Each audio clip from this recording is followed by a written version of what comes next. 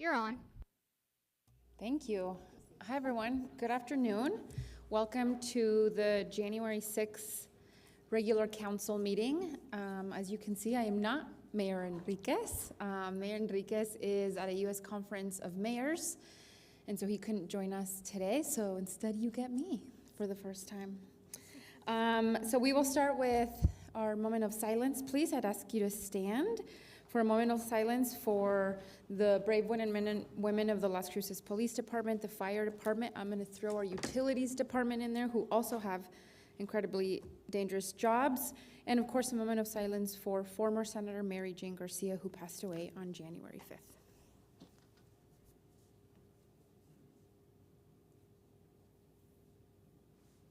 Councilor McClure, will you help us in the Pledge of Allegiance, please?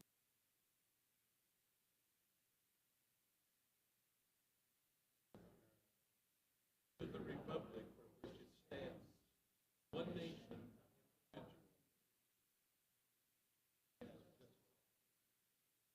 Thank you. We have a presentation of certificates. I'm going to make my way down to the podium so that we can get that completed.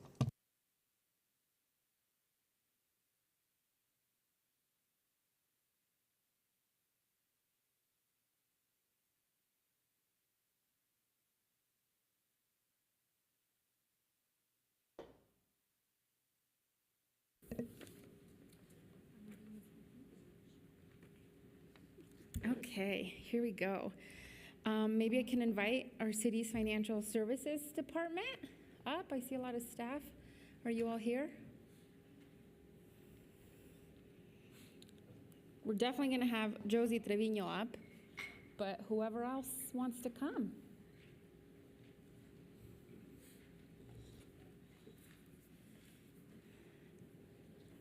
Thank you.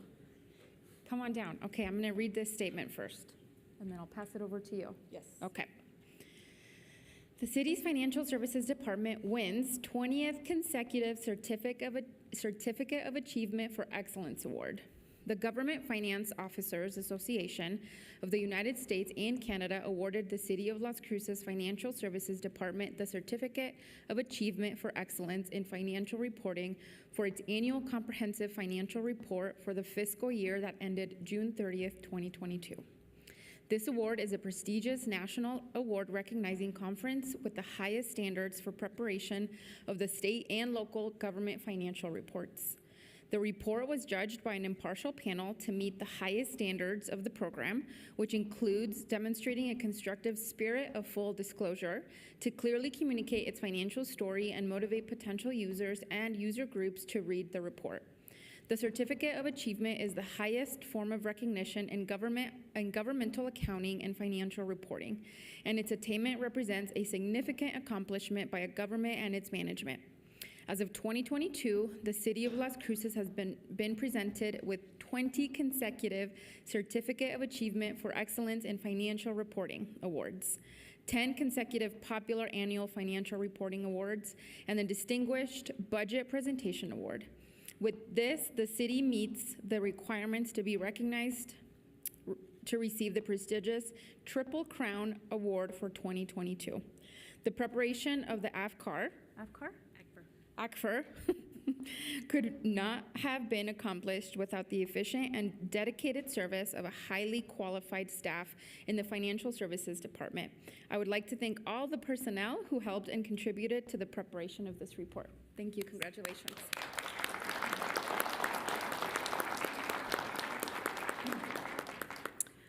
Good afternoon. Josie Trevino. I'm the comptroller for the City of Las Cruces. I would like to thank all those in accounting, treasury, and all the city departments that did assist in providing all the data we needed for this. The audit takes about 5-6 months to finish on top of their daily duties. So the audit starts around July. We finish it hopefully December if our external auditor doesn't come back and make us change some items. But it does take a lot of hard work, long hours, some weekends. And with here I have I'm going to go one by one, naming them all.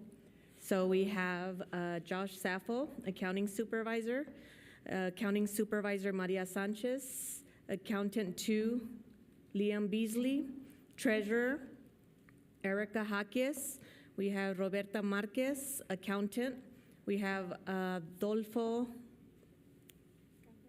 Cardenas. He is Treasury's Accounting Supervisor. We have, I'm going to go blank now, Gloria Moreno, Accountant 1. We have Accountant 1, Juanita Lopez. We also need some help during the audit, and we have Cheryl. I got your name right. Cheryl, we have Veronica Uloa, Accountant 1. We have Joe Padilla, he's an Accountant 1, but he's currently helping budget in their budget season. And then we have Rocio Gamboa in budget. So thank you all for all those hard work. We're gonna squeeze in.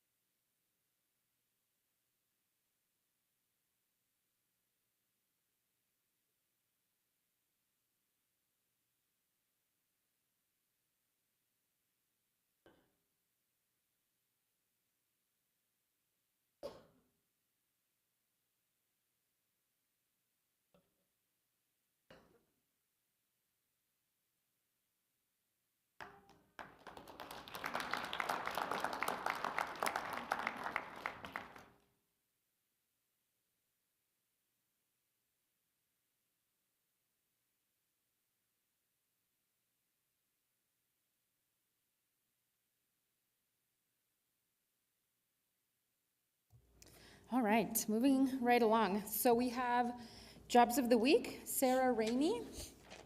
Do we have her here or? Yes, hello. Good afternoon. Let me get.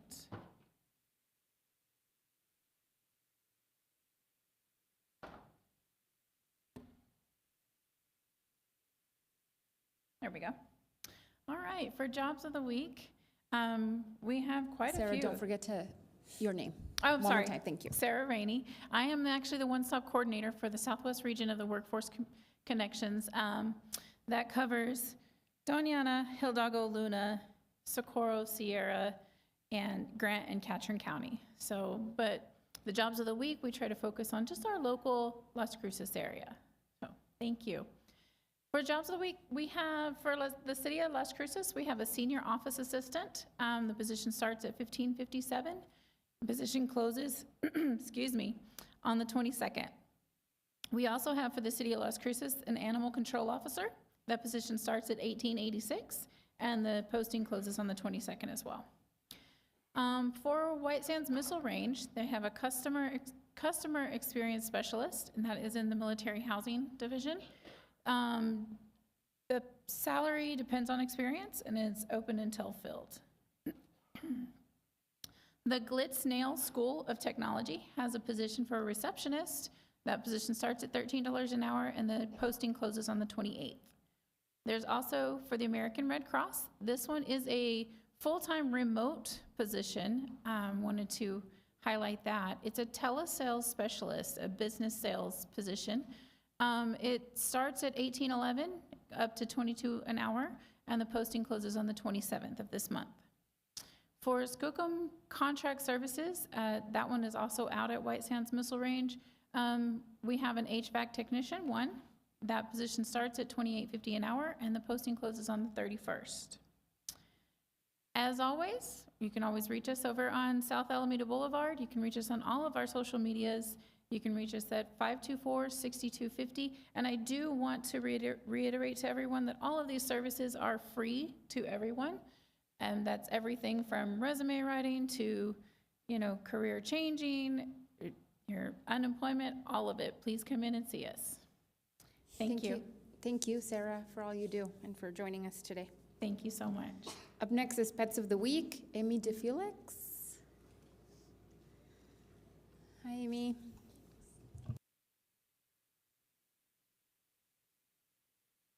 Hello, everyone. I'm Amy DeFelix. I'm one of the rescue coordinators for the Animal Services Center of the Mesilla Valley. And we'll start by presenting the pets of the week. We always start with the cat. And our cat of the week this week, her name is Beans. Her number is 70146. And she says, I am a little anxious and shy in new situations, but I'll never say no to a good petting session. I absolutely love being pet. I'll quietly purr and make biscuits while enjoying the attention I'm getting. Like a lot of cats, I need to make slow and easy transitions in a new home in order to get comfortable, so please take your time with me. It's worth it. And then we have our dog of the week. His name is Cleveland. His number is 64222. And he says, if you've been wanting to know what unconditional love feels like, I am a great candidate to show you. I absolutely love spending time with people. I'm such a big teddy bear. I love just hanging out and getting ear and belly rubs, but I can also have fun and play around if the opportunity arises. I just can't wait to find my forever family and show them just how wonderful a family member I can be. In these pictures, he was one of the dogs our volunteers took to the Grace Village Senior Living Center, and they all loved him. He did great, so he's great with seniors. He's a great dog. We have one adoption event. We'll be at PetSmart this Saturday, January 20th. We'll be there from 10 a.m. to 1 p.m. And in case you need the address, it'll be 2200 East Lowman Avenue, Las Cruces, New Mexico, 88001. And I'd also like to drop in most of our links. I realized I forgot Apple Podcasts, but our website, excuse the typo, is ascmv.org. Of course, we have our social medias, Facebook. We're online as Animal Services Center of the Mesilla Valley. On Instagram, it's at Animal Services Center.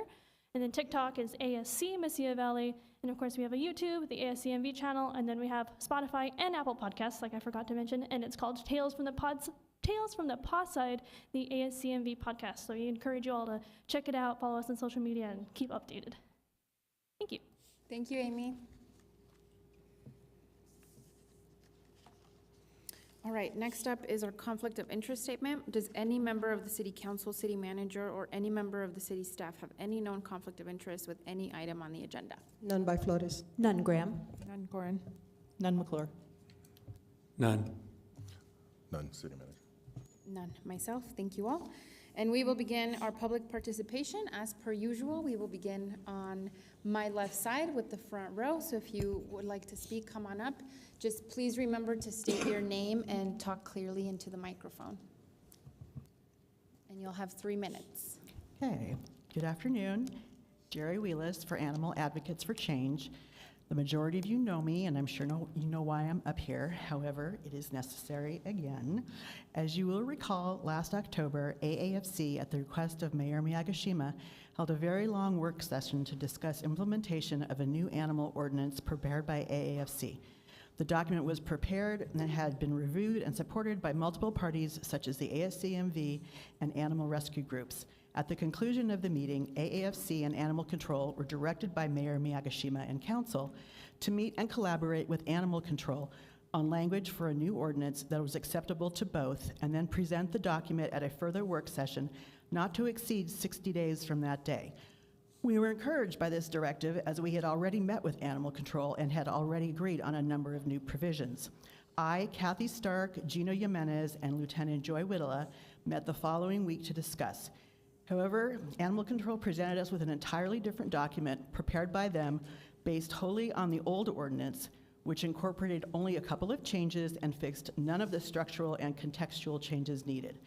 Further, Animal Control had asked legal to review our document, but we were not allowed to see those comments, and we were told they were based on confidentiality and work product issues. However, we proceeded with the meeting in good faith and discussed their draft and left with the understanding that we would provide them with our thoughts and comments via email, and we would then meet again to discuss and come up with a collaborative document. We then sent Animal Control a compromise document based on our draft, but which incorporated language from the Animal Control draft and omitted or revised language Animal Control had said was unenforceable. And here we arrive at the problem. We received back an email letter from Lieutenant Whittla stating that they would no longer proceed with any collaboration and thanked us for our efforts without further explanation. Obviously, we were shocked and quite dismayed, and that's why I come before you today, to request that you please direct Animal Control to come back to the table, meet with us, and finish what we started, and comply with what they were directed to do by council and our former mayor. It also bears repeating that this community is disgracefully behind the times regarding animal welfare, and based on previous discussions either Kathy or I have had with every single one of you, You all claim to care about animal welfare, but it's now time to prove it. Actions do speak louder than words. Thank you. Thank you. Next. Please state your name. My name is Diane Starbuck Robato. I'm a member of Animal Advocates for Change. While most people would consider animal welfare ordinance that is based on research best practices a moral and ethical thing to enact, there can be positive financial considerations also. With a phased-in required spay and neuter ordinance, eventually there will be less strays, less abandoned animals, less volume at the animal center, therefore less financial strain on animal control and the animal shelter and the local rescues. Chained dogs have been shown to be more aggressive. With a no tether ordinance, there will be savings in the cost of traffic accidents caused by stray dogs and savings in the treatment of diseases caused by stray dogs. There will be less dog attacks on humans, and we have seen the horrific aftermath of children being mauled or killed, and last year, a woman lost her hand due to a dog attack. The city is having trouble attracting veterinarians to this area. A better animal welfare ordinance will attract more veterinarians once they see we value our companion animals. There is also a correlation with animal abuse and domestic abuse. Animal abuse can preclude and forewarn of domestic abuse, so interventions can occur before tragedy. Why is enacting an ordinance based on national best practices so difficult? Albuquerque did this in 2002. Do you all need to have a representative from Albuquerque's ordinance come down and explain to you how they did it? Animal Advocates for Change has been trying to do this for years. Years we've been coming up here and explaining this. And we're not going to go away, all right? If you don't do the right thing, we're still going to be here. Also, there have been a couple of comments about people who get up here to speak, and we say our piece, and then we leave. And when you do your public comments, we don't hear them, what you have to say. I watch on YouTube. If I'm not here, I watch on YouTube. I've seen every single session and half of the work sessions at least. And I quickly looked through all of the sessions. There's about 200 to 300 people who watched those sessions eventually. Okay, so that's like 200 people sitting in here, just so you can keep that in mind. Thank you for your time. Thank you. Next.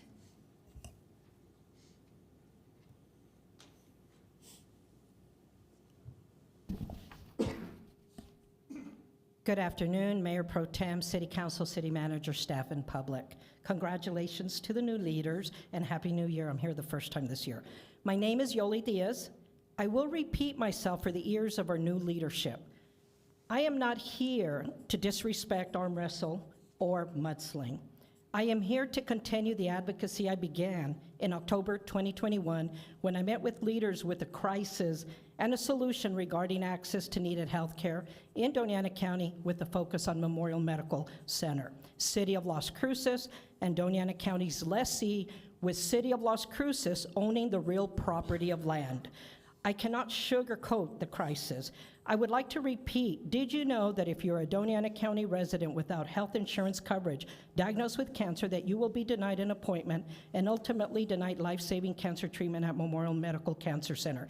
I know that those in leadership since October 2021 know because I alerted our city council, city manager, commissioners, county manager, director of health and human services, representatives, senators, and many more. And I have said that the access to healthcare crisis is not just about cancer treatment.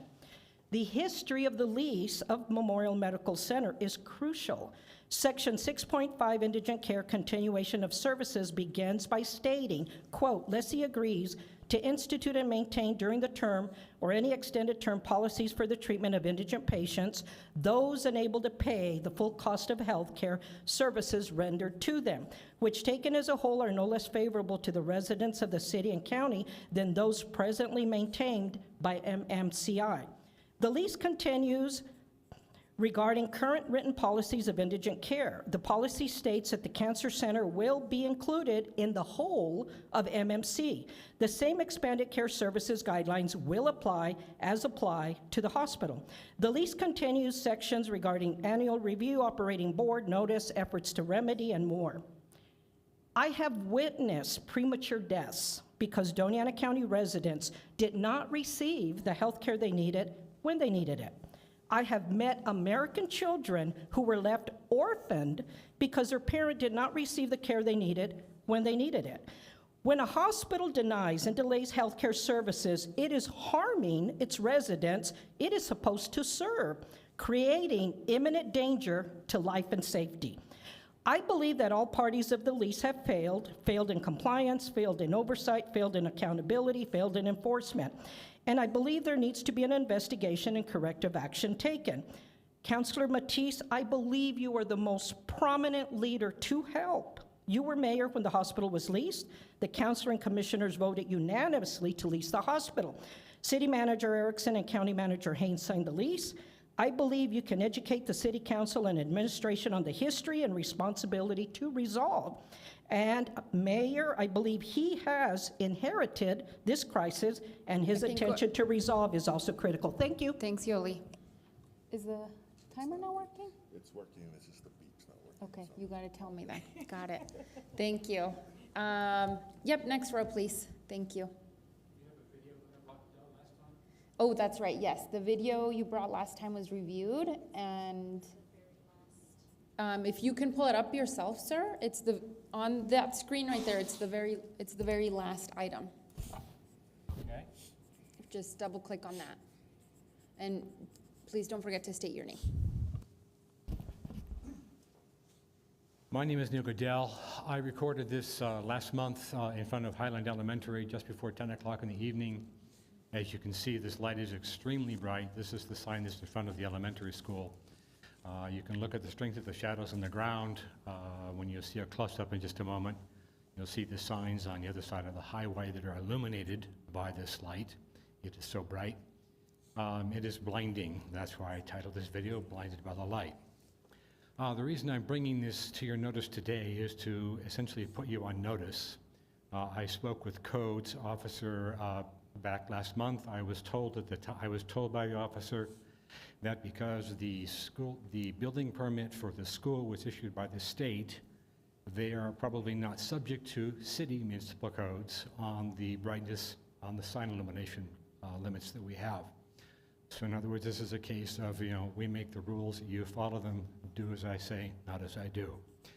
And so I just simply want to make everybody here, the city, the school district, and the state, if that may be, aware of this, and so that if there is an accident or injury, they are on notice for purposes of liability. Thank you. Thank you. Sir, have you taken this to the school board? As you know, the city of Las Cruces does not have authority over the school system. I was under the impression that is that's why I spoke to the codes officer. Okay, yes, we will follow up with the codes officer, but I would also urge you to go visit with the school system. Well, that's what the codes officer, the officer I spoke with, his first name was Corey. Okay. And that's what he said he was going to do. Okay, we will follow up. This is also probably based on my conversation with somebody in the building codes office of the city. This is probably not just a city, and probably not just a state school issue, but it may also be a city sign issue. Okay. That are blindingly bright like this. Okay, thank you. If you want to leave your contact information with the city clerk, we'll make sure somebody on staff follows up with our codes officer and you. Anybody else on the second row? Third? Fourth? Fifth row? Yep, I think you all are on the fifth row. Maybe. 1, 2, 3, 4. Yep. Come on down. Please don't forget to state your name.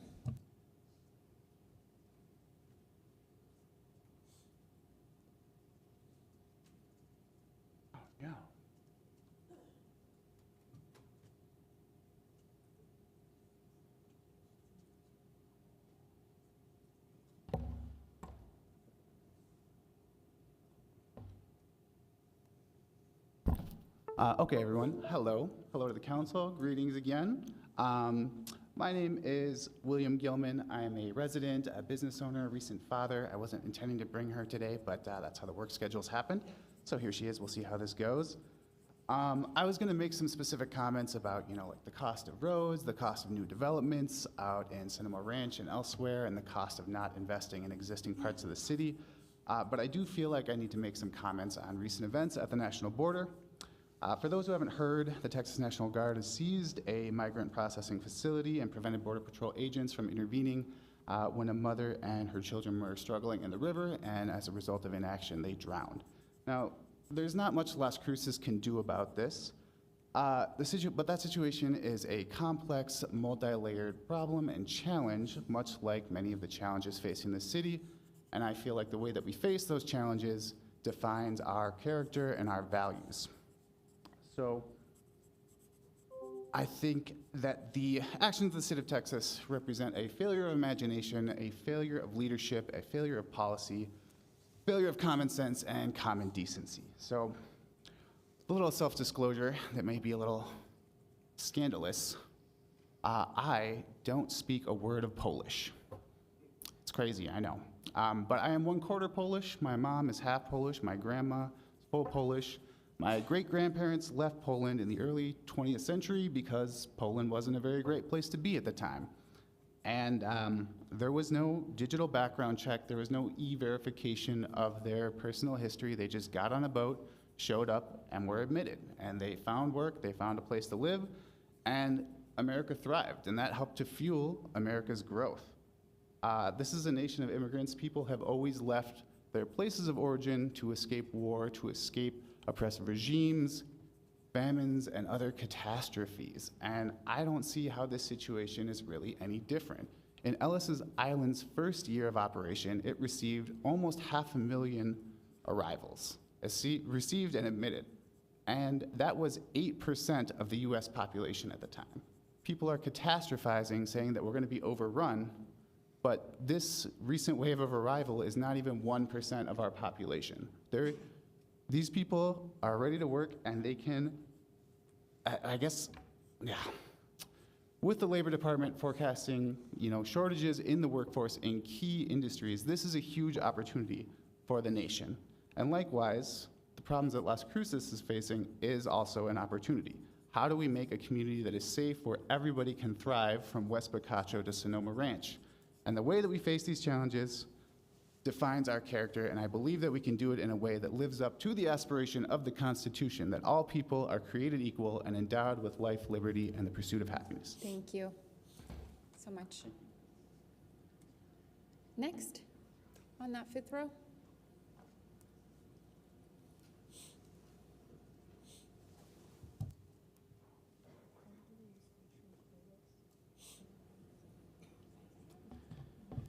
Hello.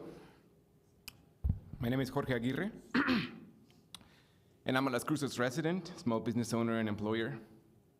The most pressing problems of Las Cruces are a consequence of national and international forces outside of our influence, let alone our control. Issues like mass migration, inequality, homelessness, and climate change are not unique to our city, but impact our neighbors. Great challenges can be great opportunities. There is no evidence to suggest that even a large wave of migrants would have a negative effect on the local economy. We've seen this before. Between April and September of 1980, 125,000 Cuban nationals, mostly with no education, arrived in Miami after Fidel Castro authorized them to live in a speech. The Miami labor force increased by 7% almost overnight in what was known as the Muriel boat lift. There was great concern that they will displace the locals. This was a perfect opportunity to research the effects of a large wave of migration suddenly arriving in a random city.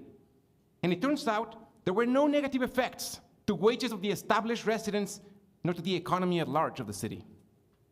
This is because immigration and employment are too complex to be subject to simple supply and demand rules. People who get a job also have needs, and they spend their earnings in the city, boosting demand for the products and services offered by locals that fuel the middle class. There was no negative effect on the established locals.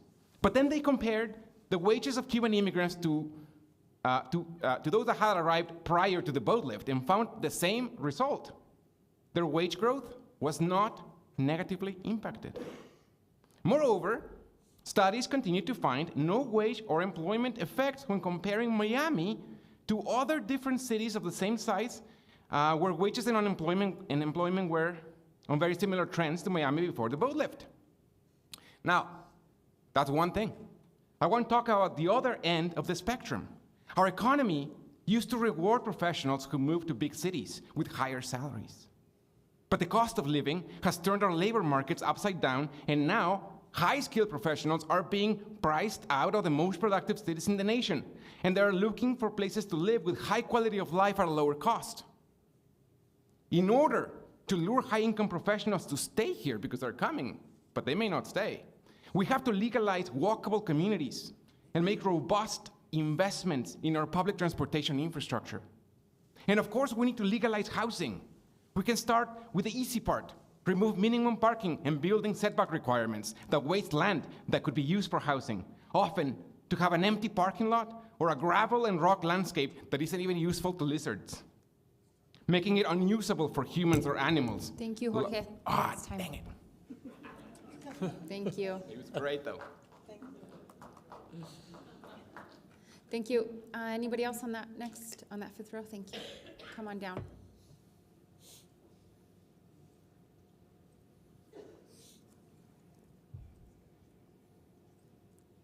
Hello.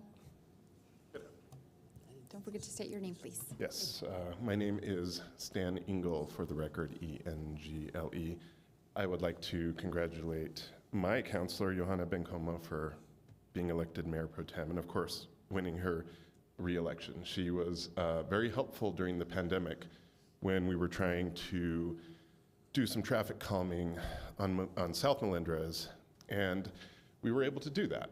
I still feel like more can be done because now that the temporary traffic calming is there, a lot of selfish, speedy drivers treat it as a slalom. Thankfully, though, when there's a more responsible driver in the slalom part of the area, they slow down. So we can still do more, stop signs,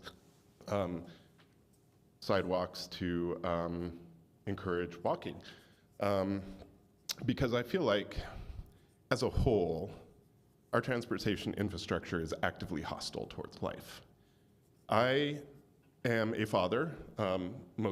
Lots of people are parents, and my child goes to Central Elementary. I have to cross Amador to get him there by bike, and I do take him by bike. And every single time he approaches that intersection, I worry that he will be run over, slaughtered, whatever, by an obscenely large vehicle. Our infrastructure allows for very large vehicles to go too fast, doesn't give walkers enough room on the sidewalks, and it does not take into account cyclists. Yes, we have a little bit of a stripe on a road, but is that enough? Is that enough for drivers who are utterly irresponsible with a phone in their hand? Is that enough to protect the most vulnerable road users? I don't think so.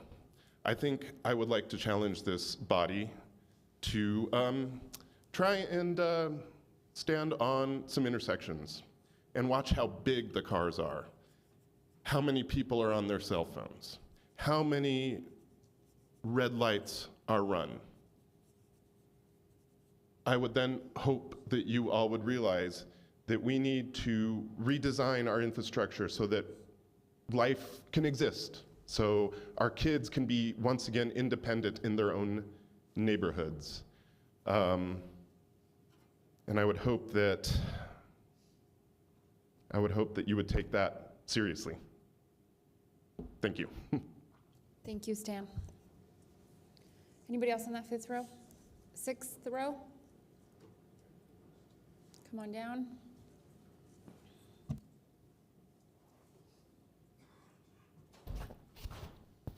Mayor Pro Tem, Council, Juan Garcia. 2023 was a good election year for this community. new faces on the dais will hopefully bring in some badly needed change, particularly in public safety. In 2020, the governor went after small businesses, destroying hundreds, perhaps thousands, during the New Mexico tyrannical lockdown she imposed.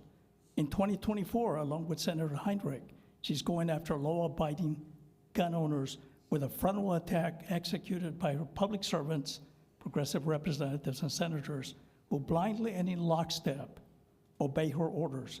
The governor is competing with Governor Newsom to gain national prominence by disarming lawful gun owners in New Mexico as she seeks to climb the political national ladder. Disarmed New Mexico lawful gun owners or risk becoming felons if they refuse to surrender their lawfully procured defensive arms. And I quote, in 2022, the Administrative Office of the Courts and UNM presented the following. Across 4 judicial districts, including the 3rd District, 1 out of 4 released defendants didn't show up in court. On average, 13 released defendants per week were charged with a new crime.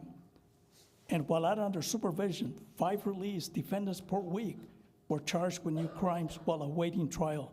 And I could go on. Instead of the governor taking responsibility for the revolving door of justice she helped create, she is hoping to become the national darling of the progressive movement. Editorial, Albuquerque Journal, Governor, and I quote, in Farmington, 3 women were brutally slaughtered by an automatic weapon designed for warfare and, follow, AR-15s are not automatic weapons, but she creates her own facts. The governor throws around terms like, quote, weapons of mass destruction. The last time we talked about weapons of mass destruction was during the Iraqi war. Those were nuclear weapons and other powerful weapons, but she doesn't care. Weapons of war. Again, AR-15s are not weapons of war. They are not automatic weapons. Yet when she talks about the slaughterhouses, better known as abortion clinics, where thousands of the most innocent die a horrendous and undeserving death every year, she calls them health centers. Health centers. Her hypocrisy is matched only by the damage she is doing to the state. Las Cruces citizens, like Patricia from the Little Shop on Main, who has been terrorized by criminals for the last couple of years, may soon be left with no lawful means of protection.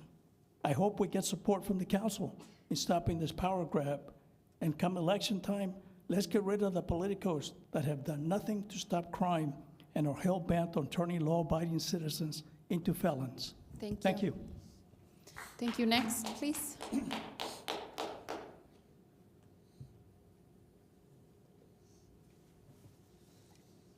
Hello, please don't forget to state your name.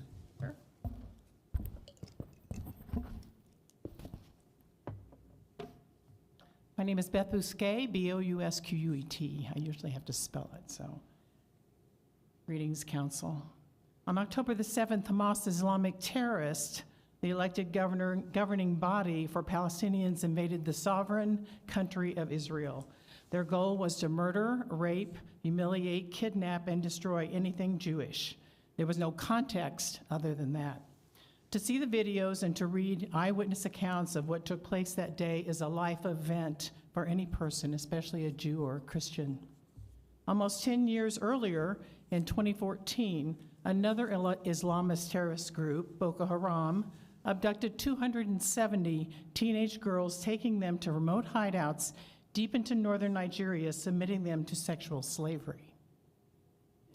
The world outcry from feminists about the Nigerian abduction was swift and notable, including Michelle Obama, Oprah, Angelina Jolie, and others. Obama's plea was bring back our girls. President Obama even detached special forces in an attempt to find them. But now feminists in the West are silent over what is happening to Jewish women and girls being held captive in Gaza. The hypocrisy is breathtaking. Why am I presenting this international topic to a local audience? Because I became aware and read the ceasefire letter from localprogress.org, which was signed by a member of this council. In her words, she is proud to join her colleagues in doing so. I believe the councilwoman does not speak for a great portion of Las Cruces who know history and recognize the legitimacy of the State of Israel and the ancient presence of Jews in the Middle East.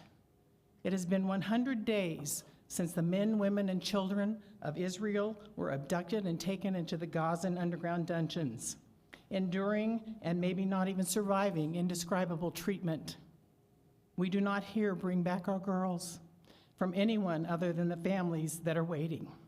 To ask for a ceasefire does nothing more than embolden Hamas, terrorists, and continue the agony of those held captive and displaced, whether Israeli or Palestinian. A more principled letter would demand the return of all hostages immediately instead of burying flaccid words deep inside a letter as an afterthought. I would suggest when signing a politically charged document as an elected leader representing Las Cruces, the councilwoman thoroughly understands the allegiance to which she's aligning and proceed with more discernment. Bring them home. Thank you. Next.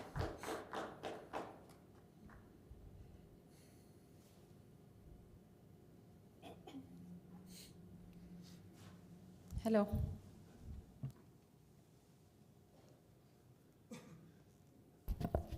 Good afternoon, Mayor Pro Tem, Council. My name is Henry Young. I'm the director of the Las Cruces Gospel Rescue Mission. Today I have a request for help on a safety issue. For the safety of all Medicaid recipients who need a ride back to a home or a shelter when they are released from a hospital, usually in the ER after dark, I am asking for that help. The mission has run into this problem several times since the middle of December. I have been told by ER charge nurses and caseworkers that they have vouchers for the ride, but the taxi driver refuses to take anyone back to a shelter after dark. And they're citing safety reasons from people who are antagonistic on the way back. I do not know whether that is true or false. I almost think that coattailing on what was mentioned about the indigents earlier, that it's an excuse rather than a full truth. But we would like to set up a meeting with all three hospitals, the city, and those who provide shelter for the homeless. I am sure that something can be worked out for the benefit of all who are concerned. Please contact me or allow me to set up this meeting in the appropriate location for a resolution to this problem. And I thank you for allowing me to bring this to you today. It is something that needs to be done right away. I will leave my contact information with City Clerk. Thank you. If you happen to set up that meeting, please let any counselor or the city manager know. Right, because it's in your district. That's right. Thank you. Anybody else on the 6th row? I think we're on 6th, 7th row. 8th, somebody on the 7th row, okay. Come on down, please state your name.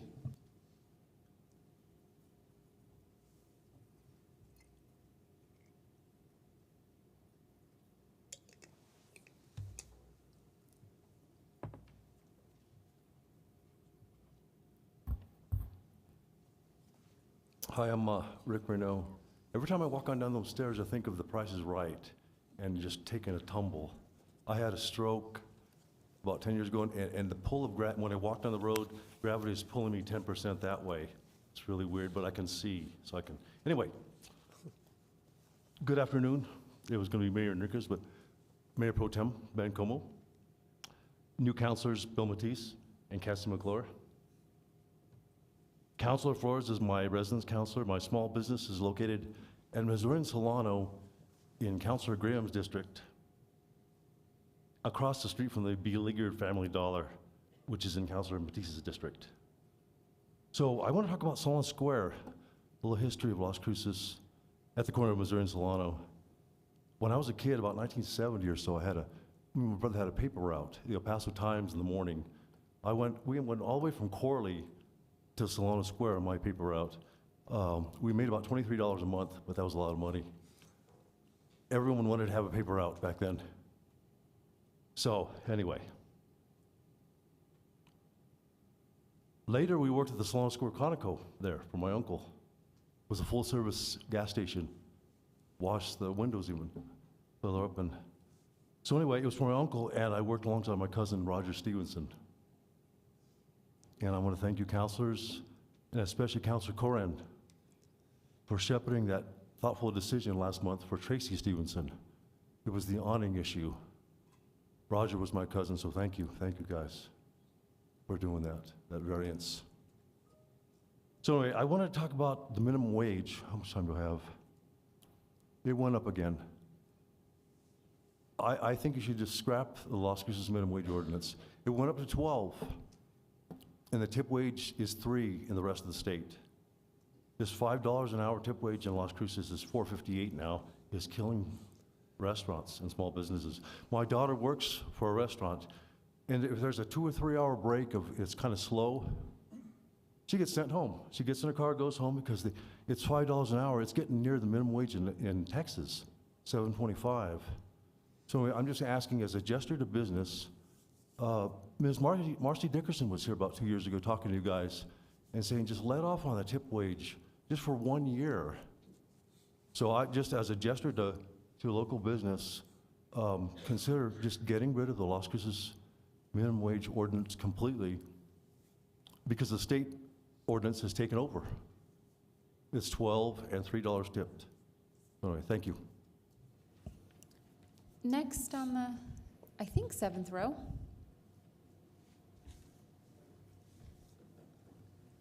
Eighth row? Are we on the 8th row? Does somebody say that? Whoever wants to come next from the left side, please make your way down. Nobody on this side? Great. Oh, okay. Come on down, sir. Please state your name.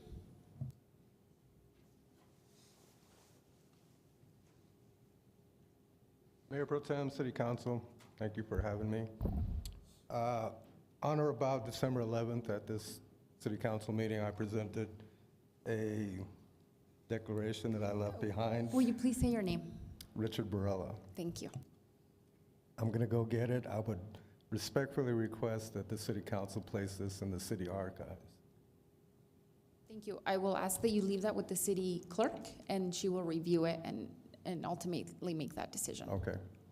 Also, I mailed in proof of fraud to not only the police chief, but the city council. I've heard nothing back on it. I'd like to know what happened with that document that I mailed in.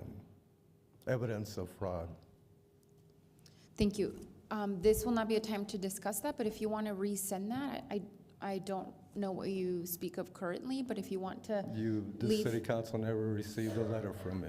I don't is what know. you're saying. I really don't recall, sir. So if you want to leave your information with the city clerk, I'll make sure to reach back out to you and get that document. The reason I present these is I want it on record so that it can't be swept under the rug, so to speak. Okay, I invite you, if you want to read it at a future council meeting during public comments, you can do that as well.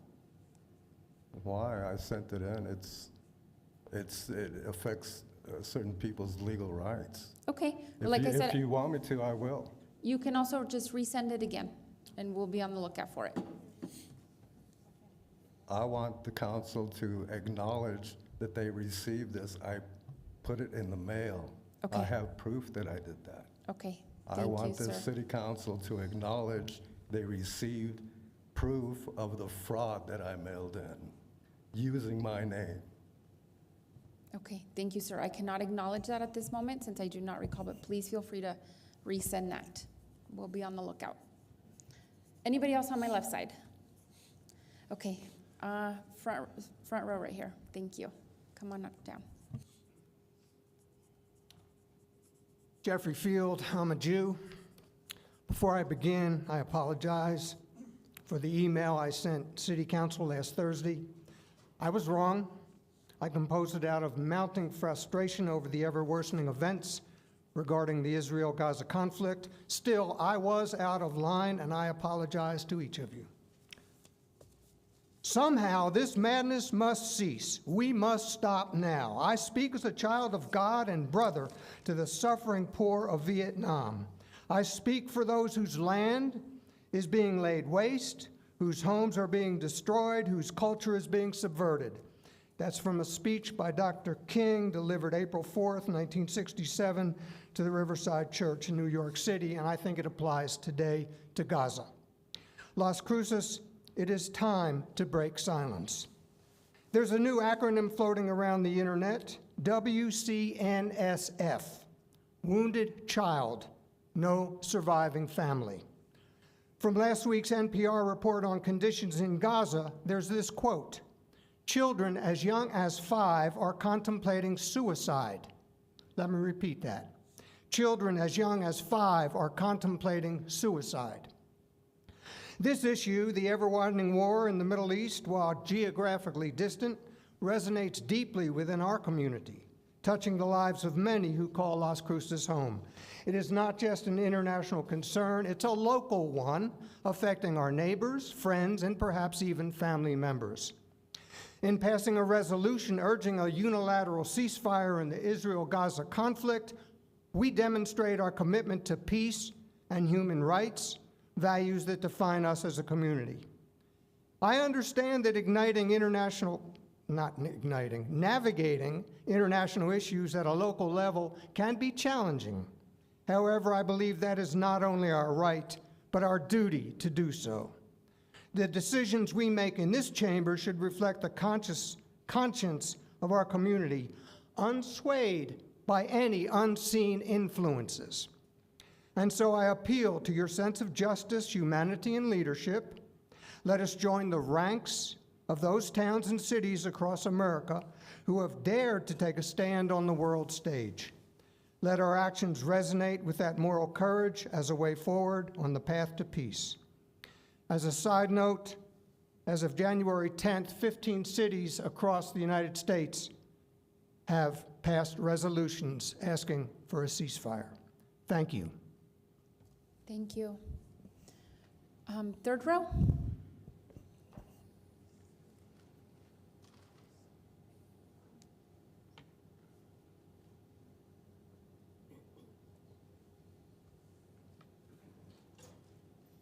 Hello, come on down. Please don't forget to state your name.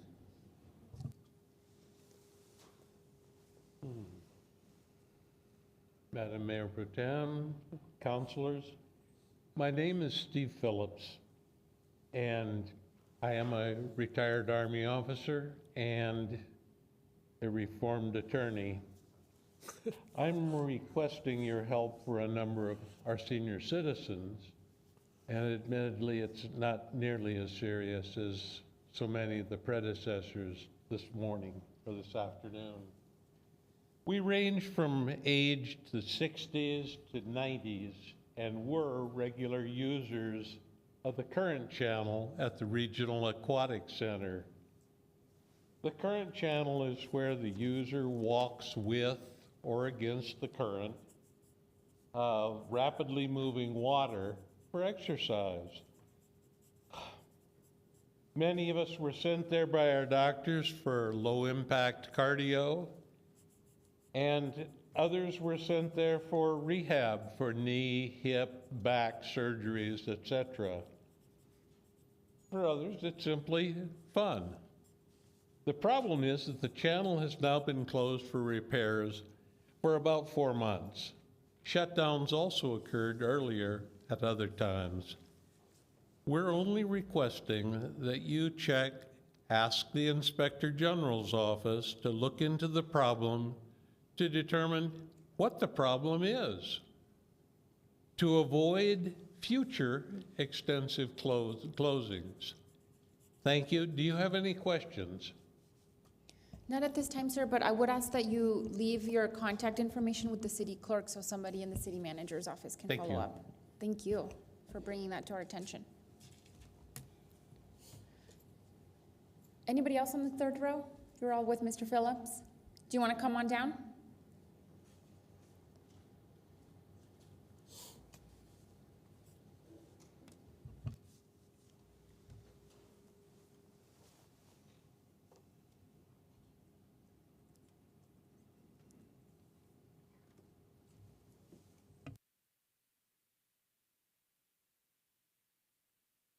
Yes, ma'am. Go ahead.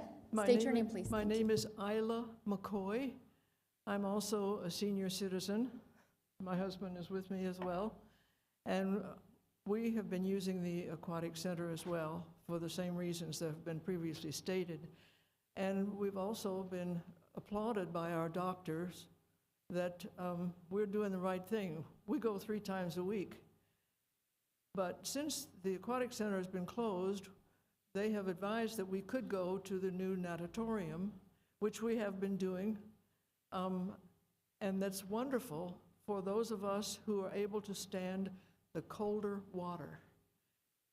The Aquatic Center's water is specifically designed to accommodate senior citizens who cannot take cold water as easily as you folks can.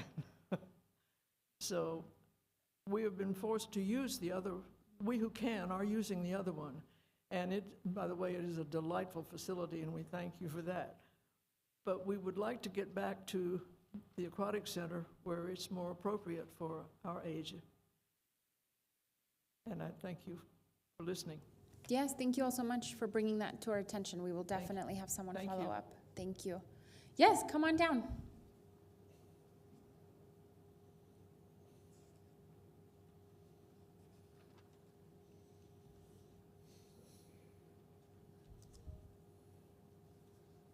Hello, please state your name. Hello, my name is Pamela Smith, and I'm with the Aquatic Group. The other very large issue is communication.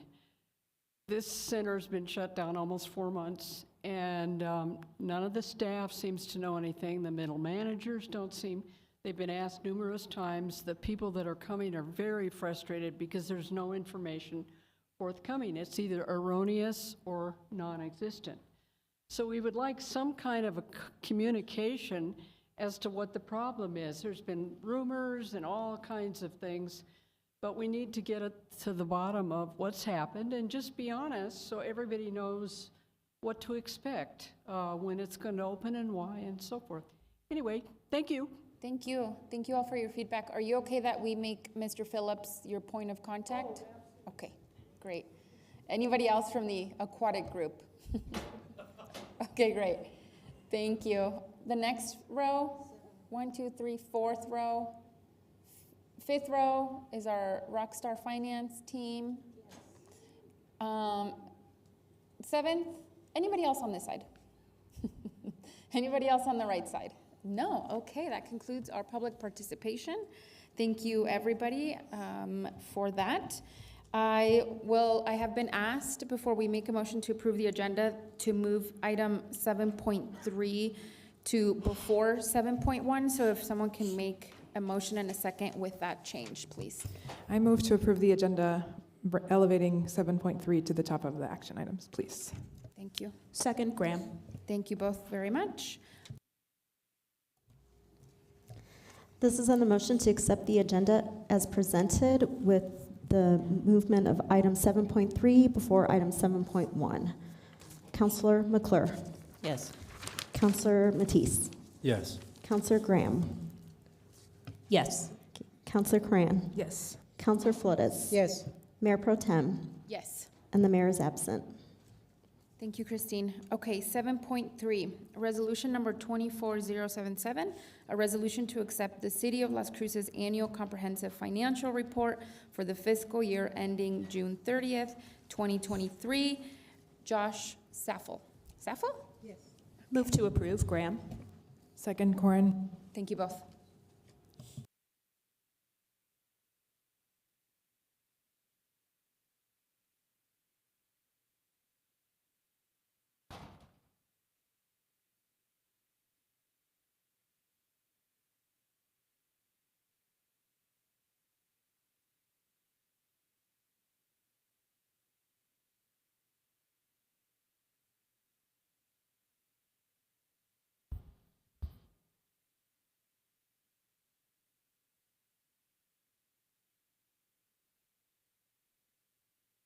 Sorry for the delay.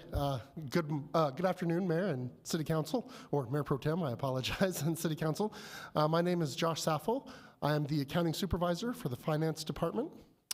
The fiscal year 2023 annual comprehensive financial report was prepared by the accounting and treasury programs. And of course, we had contributions from all city departments. And of course, this is the 2023 audit results.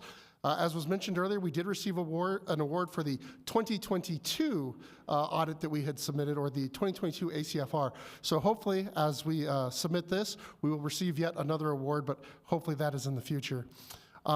So again, we're going to be talking about the 2023 audit results as was prepared by the accounting and treasury departments. And again, we want to take just a moment of time to once again recognize the hard work and long hours that were put in by the staff to prepare this. We really appreciate all of their work. And of course, as part of that also, Patillo, Brown, and Hill, LLP, were the ones who audited the report. And so on behalf of Patillo, Brown, and Hill, we have Mr. Chris Garner, who will present a summary of the results of that audit. So Mr. Garner, please. Thank you, Josh, Mayor Pro Tem, and councilors. What I have here, and a lot of you were at the exit conference this year. We had it in a closed session. So what I have is the highlights from that presentation that we went over. I think it was end of November. The audit has to get submitted to the state auditor, and it takes some time.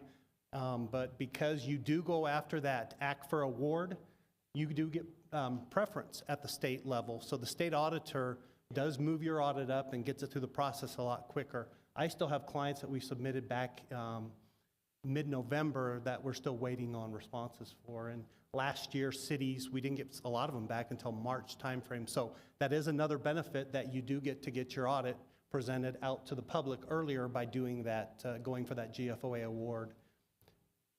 So like I said, this is some of the highlights. The very first slide here is going over what's the result of the audit.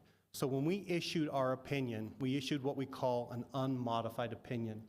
That, in essence, is the highest level of assurance that auditors can give. That's exactly the type of report that the city wants to receive. So in essence, you can't get a higher mark than an unmodified opinion. In your report, in your ACFR, there are two others that are ours. The one on the left talks about what we call a yellow book audit, or a government auditing standards audit. In New Mexico, the state auditor requires all audits to be performed under these standards. And under these standards, what we do is we have to test internal controls above what regular auditing standards require.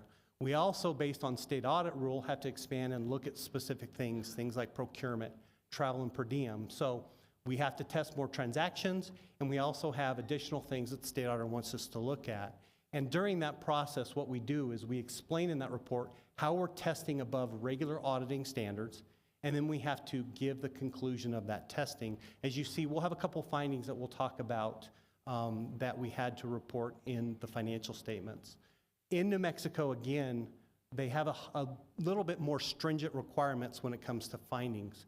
In New Mexico, we don't follow the yellow books, they're the national standards. We actually have a ground level, so if there are any exceptions, any findings, based on the state audit rule, we have to include those as findings in your report. And so, again, we'll talk about those in a moment. The little box on the right relates to what we call a single audit. Because the city spends more than $750,000 of federal funds, you're subject to a compliance audit, where we as auditors have to go and we pick certain grants, and we make sure you're meeting the requirements that have been established by the federal government. We do give an opinion on that report, and as you can see here, again, it's an unmodified or a clean opinion. So both opinions that we issued in your financial statements are the exact type of reports that the city wants to receive.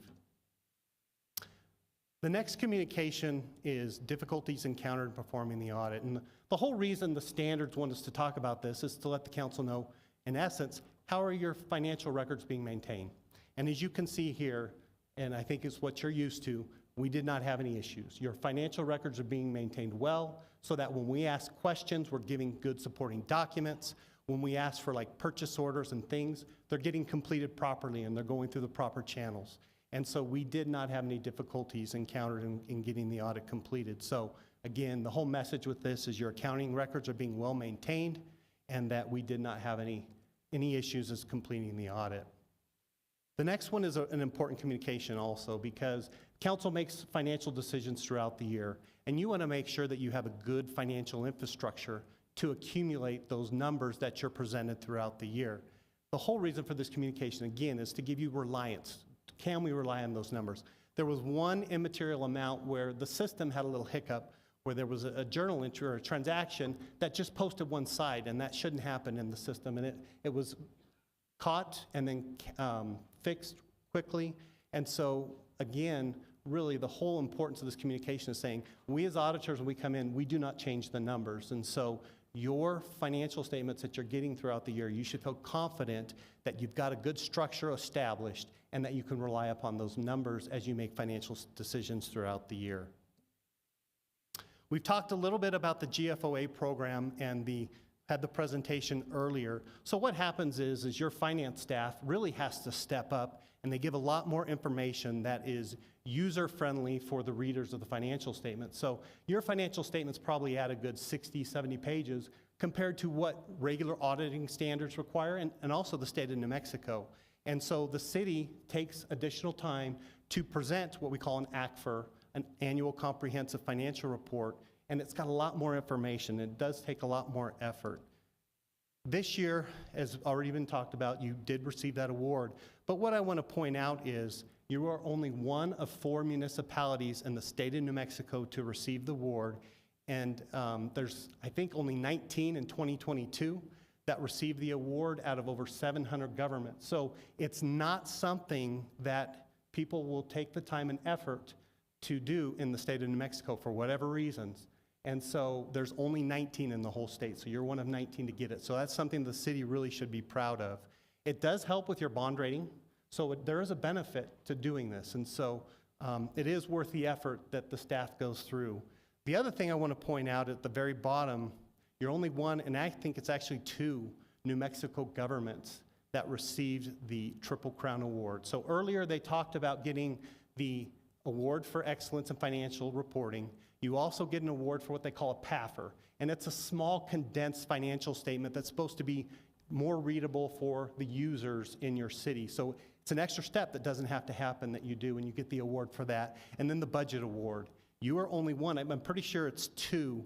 The 2022 data just came out, and so not very many people are going after this. Not very many years ago, there was 5 entities in the state. 3 have dropped off, and you are one of 2 that are now receiving that award. So again, your finance department is going above and beyond, trying to get information that's useful to your citizens and doing more than what they're really required to do. This is the same information that we just went over. During the year, we had 2 findings. And to be honest with you, if we were just down in Texas and reporting on your financial statements down there, neither of these would have to be included in your audit if we were doing that. But I talked earlier about the state of New Mexico taking that threshold down to the ground level. Any exceptions we have to be reported in the financial statements. But neither of these findings met that yellow book or the national standards that we have to follow in most situations. So we had 2 findings. The first one is related to procurement. So there was a change order that happened for fuel. And because of the dollar amount of that change order, it should have gone to the city manager for his approval, and that did not happen. And so it should have had that situation happen. Also, it went above 60,000, so it should have gone out to bid once you started accumulating the amount above 60,000. So it was an oversight, something that I think has been addressed and dealt with and cleaned up. The second one was your finance department or treasury, I forget, one of the 2 departments went out to do a surprise cash count, and they weren't allowed to do that surprise cash count right then and there. And so really all the entities throughout the city should be made aware of the fact that they have the ability to go out and do surprise cash counts as a part of your internal controls. And that particular at the South Central Solid Waste wasn't followed this year. In the prior year, there were 3 findings that all 3 were dealt with. So I think the importance of this communication is just talking about you're going to have situations where you're going to have findings, especially with the low threshold by the state auditor and the fact that there are so many transactions that go through the city. And what you as a council, I think, really is important to you is how long are they staying around? Are they staying around 3, 4, 5 years? You know, sometimes the findings are happening late. By the time we get the audit done, it's 6 months after year end. And so you might not have the ability to always, in the very next year, get rid of the situation. So you just don't want to see those findings hanging around for a long time.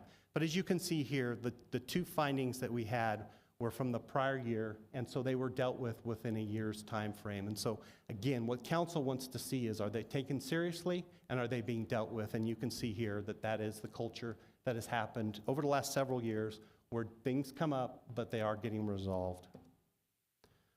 So that's all the required communication. We just have a few slides going over some of the financial highlights.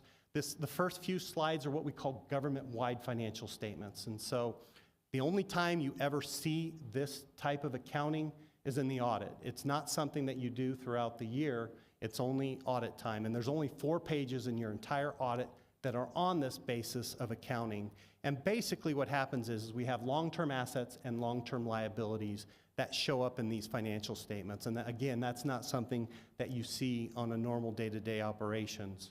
So as we go through this, the city at the end of the year ended up with $1.26 million of assets, $597 million of liabilities, and then in this particular financial statement, we call it net position of $663 million. In essence, that 663 is the equity of these financial statements, and it's your assets less your revenues equals that net position. And so assets did increase about $80 million, which is primarily attributable to an increase in cash of about $10 million, $11 million in grants receivable, which is just the timing of getting reimbursements, and then $36 million related to an increase in capital assets, and $11 million increases into deferred assets related to para and retiree health care. And we'll talk about the para and retiree health care. Liabilities increased only $30 million. The increase was primarily due to the changes in the retiree health care and the para amounts. And again, we'll talk about that in just a moment. Actually, this next slide, we'll talk about it. So in your financial statements, you have a liability for both para, which is that net pension amount, and then OPEB, which is the retiree health care. What really the city council's responsibility is to make sure you establish a budget, that you pay the premiums in accordance with the percentages that are established by the state of New Mexico. And I talked earlier in that Yellow Book audit, that's something the state auditor has us test. And we did not have any issues with the amounts getting paid into the state. There were no problems with that. However, para, for example, I think is $6 billion underfunded in the state of New Mexico. And so that $6 billion gets allocated out in this one set of financial statements to all the participating entities. So you, with the pension, have a $180 million liability, and for the retiree healthcare, you have a $70 million liability. Really, these numbers are informational purposes only, because there's nothing the city council can do to reduce these amounts. You've got to pay the contributions that have been established by the state of New Mexico, and it's really up to them to invest it, set those amounts. You know, really this like with para, it was established in the mid-'70s, and a lot of people were allowed to participate that never made contributions. And so it's kind of been behind from the very beginning. And so with that, again, there's nothing the city council can do to control that portion of liabilities on those particular set of financial statements. The next set of financial highlights that we're going to go over are what we call modified accrual. I like to say it's checkbook accounting. If it's going to get in my checkbook close enough after year end, we're going to show it as an asset. Things like buildings and such are not assets in these financial statements. And a liability, again, if it's going to get paid enough, close enough after year end, it's shown as a liability. We don't have long-term debt, your notes payable, your bonds. Those don't show up as liabilities in this particular set of financial statements. Those are actually shown up as expenses. So if we write a check for those long-term debt, for that long-term asset, it shows as an expense in these particular financial statements. And this is how the council adopts your budget and how you monitor your financial statements throughout the year is on this method of accounting.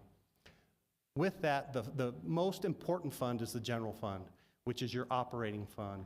At the end of the year, there was 90 million in assets, there was 10 million in liabilities, giving you net position, again, what we call its equity of that, that fund. So you had $80 million in equity in the general fund. The components of your assets for the general fund, the $90 million, the majority of it's cash, 57 million in cash and investments. You had 29 million in accounts receivable. You have leases receivable of 2 million and inventory of 2 million. Those assets increased about 18 million from the prior year, and most of that was related to the increase in cash of about 13 million in that fund, and also an increase in receivables of 5 million. Liabilities in the general fund, you ended up the year with 10 million that we talked about a moment ago. You had accounts payable of 4 million, accrued liabilities, things like payroll that haven't been paid by year end but were earned, of 3.4 million. You have deferred property taxes. Those are property taxes that are not paid within 60 days after year end, so they're not shown as an asset. It's a deferred property tax, so it nets against the receivable of 600,000, and then you have a deferred lease of 2.2 million. And so the liabilities really between the 2 years were fairly consistent. We look at revenues for the general fund. As you can see, it's trending up. This year you had 160 million in revenue and 134 million of expenses. So revenues went up about 8 million, which is really related to, the majority of that is an increase in gross receipts taxes that were received in FY23. Expenses increased about 19 million. The primary reason for the increase was police expenditures of 3 million and capital outlay of $12 million. And so overall, expenses went up about 19 million.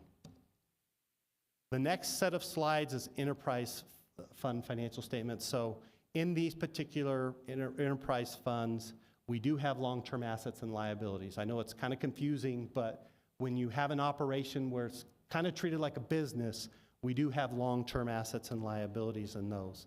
So if we take the gas fund statement of net position, you ended up this year with 58 million of assets, $25 million of liabilities, giving you net position, or again, equity of 33 million. The assets decreased approximately $3 million, which really related to the majority of it, a decrease in accounts receivable. Liabilities decreased approximately $2 million, primarily due to the decrease in bonds payable and also advances from other funds. So there's this particular fund owes other funds long-term payable, and that was decreased by about $2 million. The gas fund, with financial highlights looking at the revenues, we ended up the year with 39.2 million, which is up from 31.2, and then expenses went up from 33.5 million up to 41 million. The reason for this increase is due to the fact that, the price of gas went up. So therefore, you're seeing both revenues and expenses going up in that particular fund.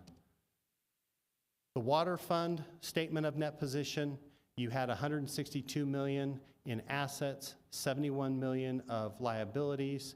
Again, your equity in that fund was 91 million. Really, though that fund has remained fairly consistent between the years. The water fund revenues decreased a little bit and expenses went up. The reason for the increase in expenses was $4 million, which really relates to your para contributions or expense. So we talked earlier about, how you have to record that liability that the state of New Mexico has. Well, it goes up and down. Sometimes that expense actually will end up being a negative expense. In this particular year, based upon the actuarial study performed by the state of New Mexico, the increase in your expenses really relates to having to record that transaction. So again, it was something out of the council's control. It's just a change in that liability at the state level. We look at the wastewater and the statement of net position, or your balance sheet. We ended up with that fund with 127 million in assets, 41 million in liabilities, and your equity or net position of 85 million. Again, all of that remained fairly consistent. When you look at your expenses, we're going to see the same thing. Your revenues went down a little bit, but your expenses went up. And the majority of that increase in expense, again, relates to that the pension contribution, the amount that the state of New Mexico establishes, again, out of the council's control. Look at the solid waste fund.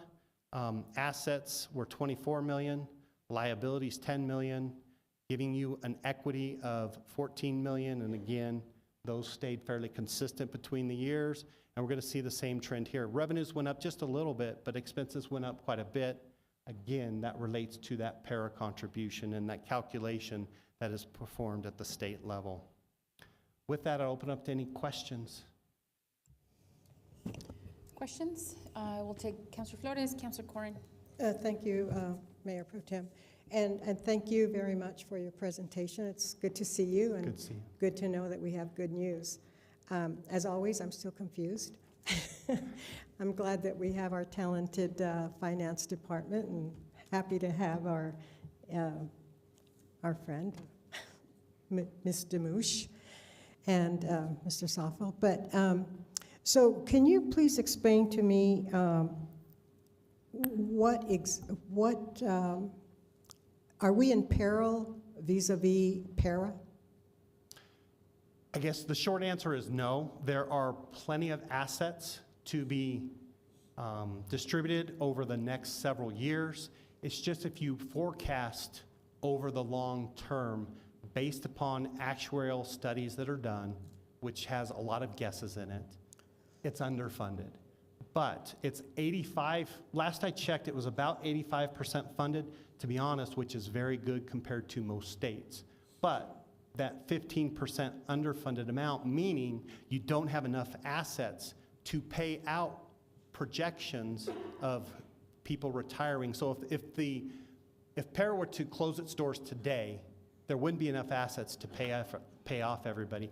What's going to happen over time, and it's already started happening over the last 3 or 4 years, is they're going to require you to pay more contributions. And they've also, required more time to be invested before you get fully funded or before you get the high funded amounts. And so they're changing the policies at the state level to try and come up with some resolution to this. But it's many, many years of contributions not being enough. And again, it got started off on the wrong foot.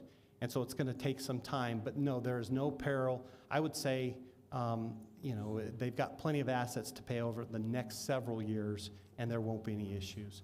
Is there a regulatory agency that oversees para and its shenanigans? No, excuse me, wrong word. Its operating principles? Yeah, so para and retiree health care both have their separate boards, which govern over those separate state agencies, and they do get their own separate audit for each particular organization. And they also have that actuarial report that's done so that we can rely upon the numbers and record those transactions that we have to. So they get a couple of audits actually done to give us the information, and they go through their regular audit process. But they do have a board that oversees their operations. If they were to increase contributions, we're talking about the people who are contributing, right? The employees of the municipalities or the government agencies. Would that bring them up to par, or would that bring them, what would that, or is that what would happen? That's probably a portion of it. So it's probably been 2 years ago, the CFO, she was the former CFO up there, made the comment to me one time, if we stop giving COLA raises, they'd be fully funded. And so there's just a lot of different components that could go into trying to get them fully funded. If you reduce the cost of living raises that are given to retirees, that could be a portion of it. Increasing fees, making people work a little bit longer to get vested than what they currently are. So there's really a whole gamut of things that potentially could go into funding and getting this 100% funded. But again, we are better off than a lot of other states at being 85% funded. It's just big numbers when you're looking at them. But as far as the COLA, isn't that something that, I mean, it seems like it's a state versus a state there. I mean, COLA is regulated or imposed by the federal government, or it's federal? State? In this case, it's part of the state, it's part of the para, so they can adjust that to be, a percentage of it, or, maybe, I think they're now making people wait a few years before they get their first COLA. So there's a lot of different options even with that portion of it. Good. Thank you. Thank you so much. Sure. Thank you, Councilor Flores. Councilor Corin. Thank you. Always good to see you, and I'm always excited about us being at the top of this particular scheme. So thank you for your support of our finance department, which is amazing to maintain that. I just wanted to make sort of transparent some of the things that you alluded to that might not be super clear to folks who might be listening. There are enterprise funds, which are primarily utilities, right, that are making their own money. Correct. There are also things that are governed by JPAs, and I just wanted to highlight that we have 3 of these, South Central Solid Waste, MRVDA, and the Animal Services Center, correct? And all of those were included in this audit. They don't have they may have separate auditing processes, but they also have to rise up to the city's financial auditing processes, correct? Correct. And then the follow-up to that is sort of a question. If in the future, I believe that the MPO, Metropolitan Planning Organization, is going to become a slightly separate organization, I think it will shift from being within the city's big audit to becoming one of those similar, adding to those 3, making it 4 total side audits. I don't want to call them side audits, but JPAs, we call them, joint powers agreements, where they're sort of governed slightly differently. And I guess I'm sort of asking you, and also wondering how that will work going forward. I think that transition is going to happen this year. Good afternoon, Josie Trevino. For MPO, it's a grant. It would be included in the City of Las Cruces' audit. For example, we have HIDA is a grant, and it gets included in the city's audit as well. So MPO would not have a separate, it would be included in the city's audit. Okay, great. Thank you so much. I appreciate that insight. So I wasn't sure if that was one of the implications of a change that we're making in the organizational structure. So thank you. That's all the questions I have. But again, thank you to you and the team for really leading the city in this. So thank you. Thank you. Anybody else on the council? No other questions? Okay, none from me. Anybody from the public? Clear as mud, sounds like. Thank you so much. Thank you. For your presentation, for Appreciate joining it. us. Christine? This is on the motion to approve Resolution 24-077. Councilor McClure? Yes. Councilor Matisse? Yes. Councilor Graham? Yes. Councilor Coran? Yes. Councilor Flores? Yes. Mayor Pro Tem? Yes. And the mayor is absent. Thank you, Christine. Okay, 7.1, this is a liquor license public hearing. The public hearing is now open at 2:28 p.m. Is there anyone for or against the approval of a liquor license at 118 North Mesquite Street, Building 1? Nobody here for that. Okay, great. The public hearing is now closed at 2:29 p.m. Can I get a motion and a second, please? Move to approve, Corin. Second, Graham. Thank you. Actually, Sarah, will you give us a brief presentation for our new counselor, since this is the first liquor license hearing? This is Sarah Gonzalez with Community Development. This is my first liquor license presentation, Oh, so well, we get to learn works together. out. This liquor license is for Miguel's on Mesquite. This was for a transfer of location of an interlocal dispenser license, 2647, meaning they're taking their liquor license from a different location and transferring it to this location, which is 118 North Mesquite. The Alcohol Beverage Control is sent preliminary approval to staff first. That's how the process starts. They begin with them, and then they come to basically the city for final approval. With that, staff had to request an extension for the public hearing process. There's a 45-day interim of which we have to provide a decision to the applicant and then to the state. It runs into some of the concerns whenever we have our public hearings, because we are required to also notice for 30 days in advance. And then based on City Council's public hearing dates, packet turns in, we have to request that extension prior in order to meet that 45-day deadline. In this case, we would have met the deadline if we had heard the case by January 11th. So we were only off by 5 days, not too bad. With this, we also do send this out to staff review.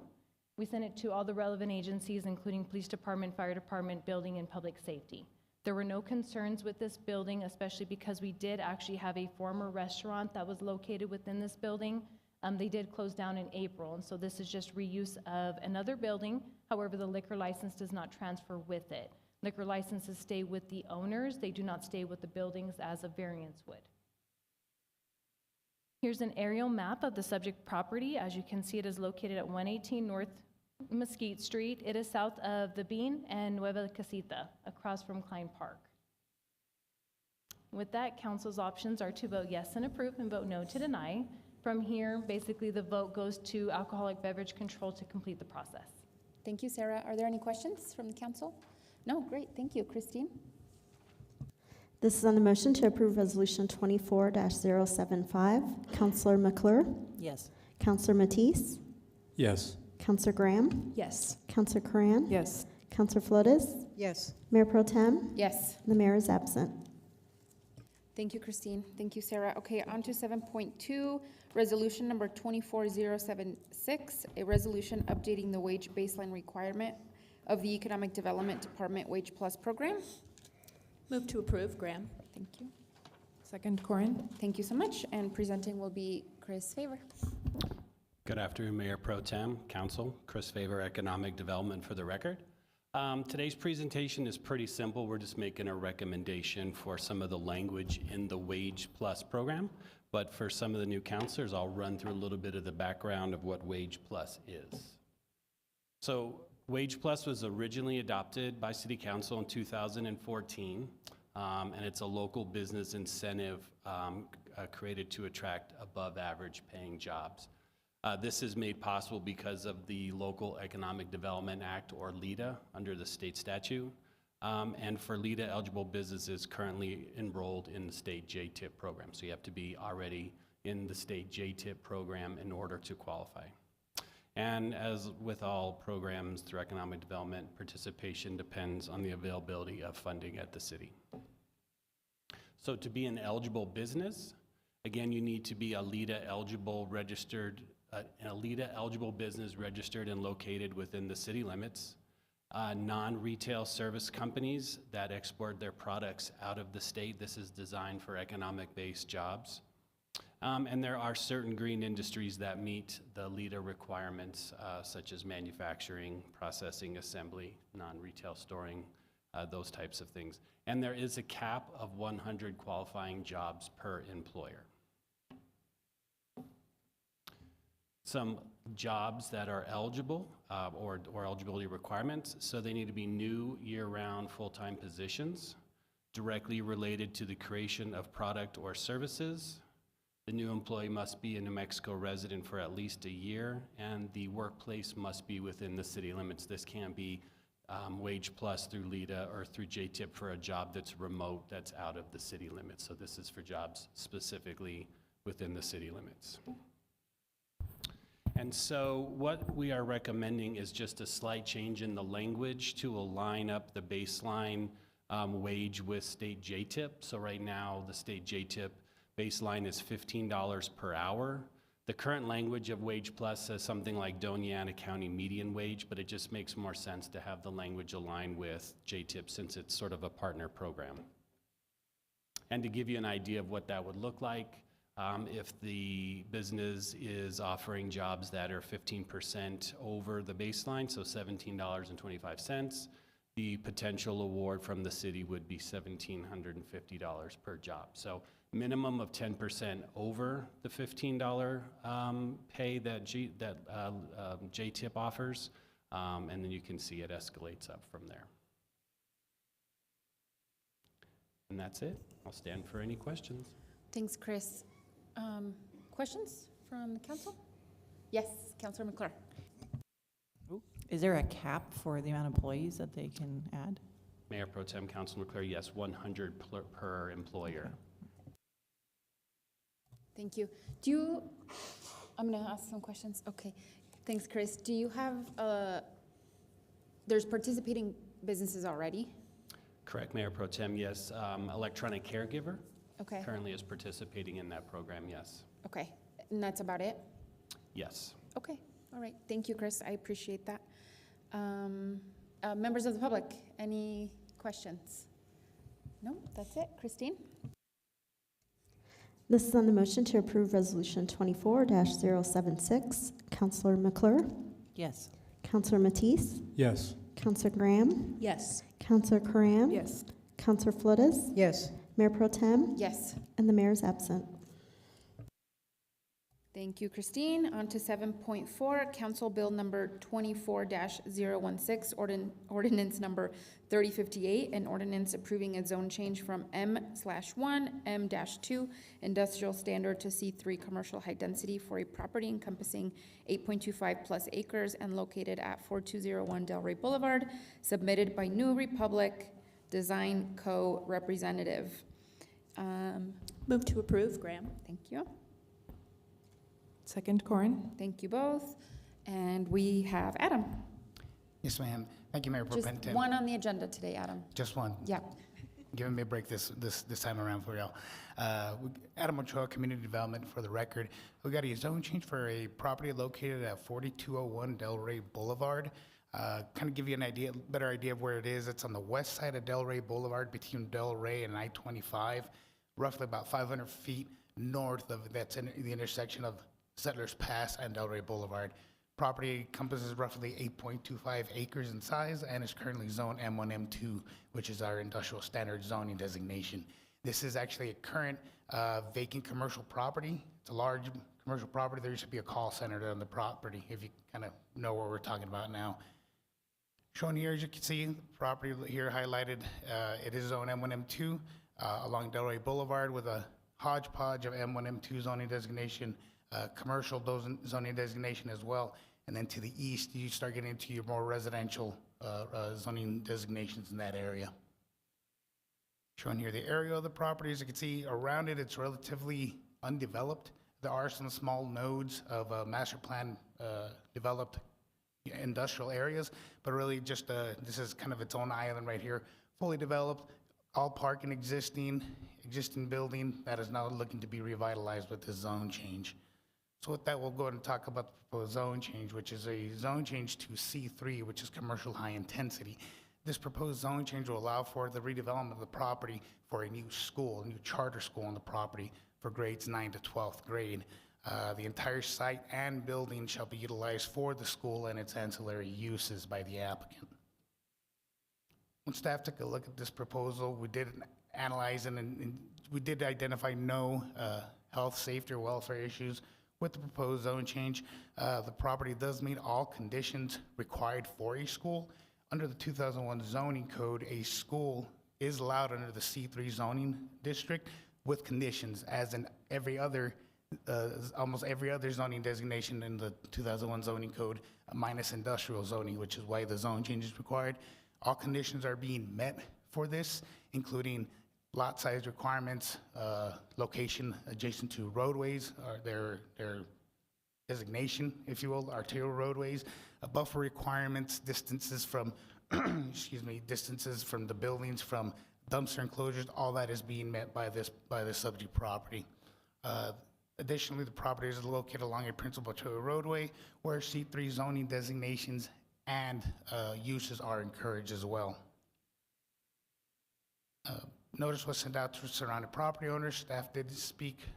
Personally, I spoke to one person, an adjacent property owner who was a strong supporter of this, really liking to see this vacant piece of property finally brought back to use.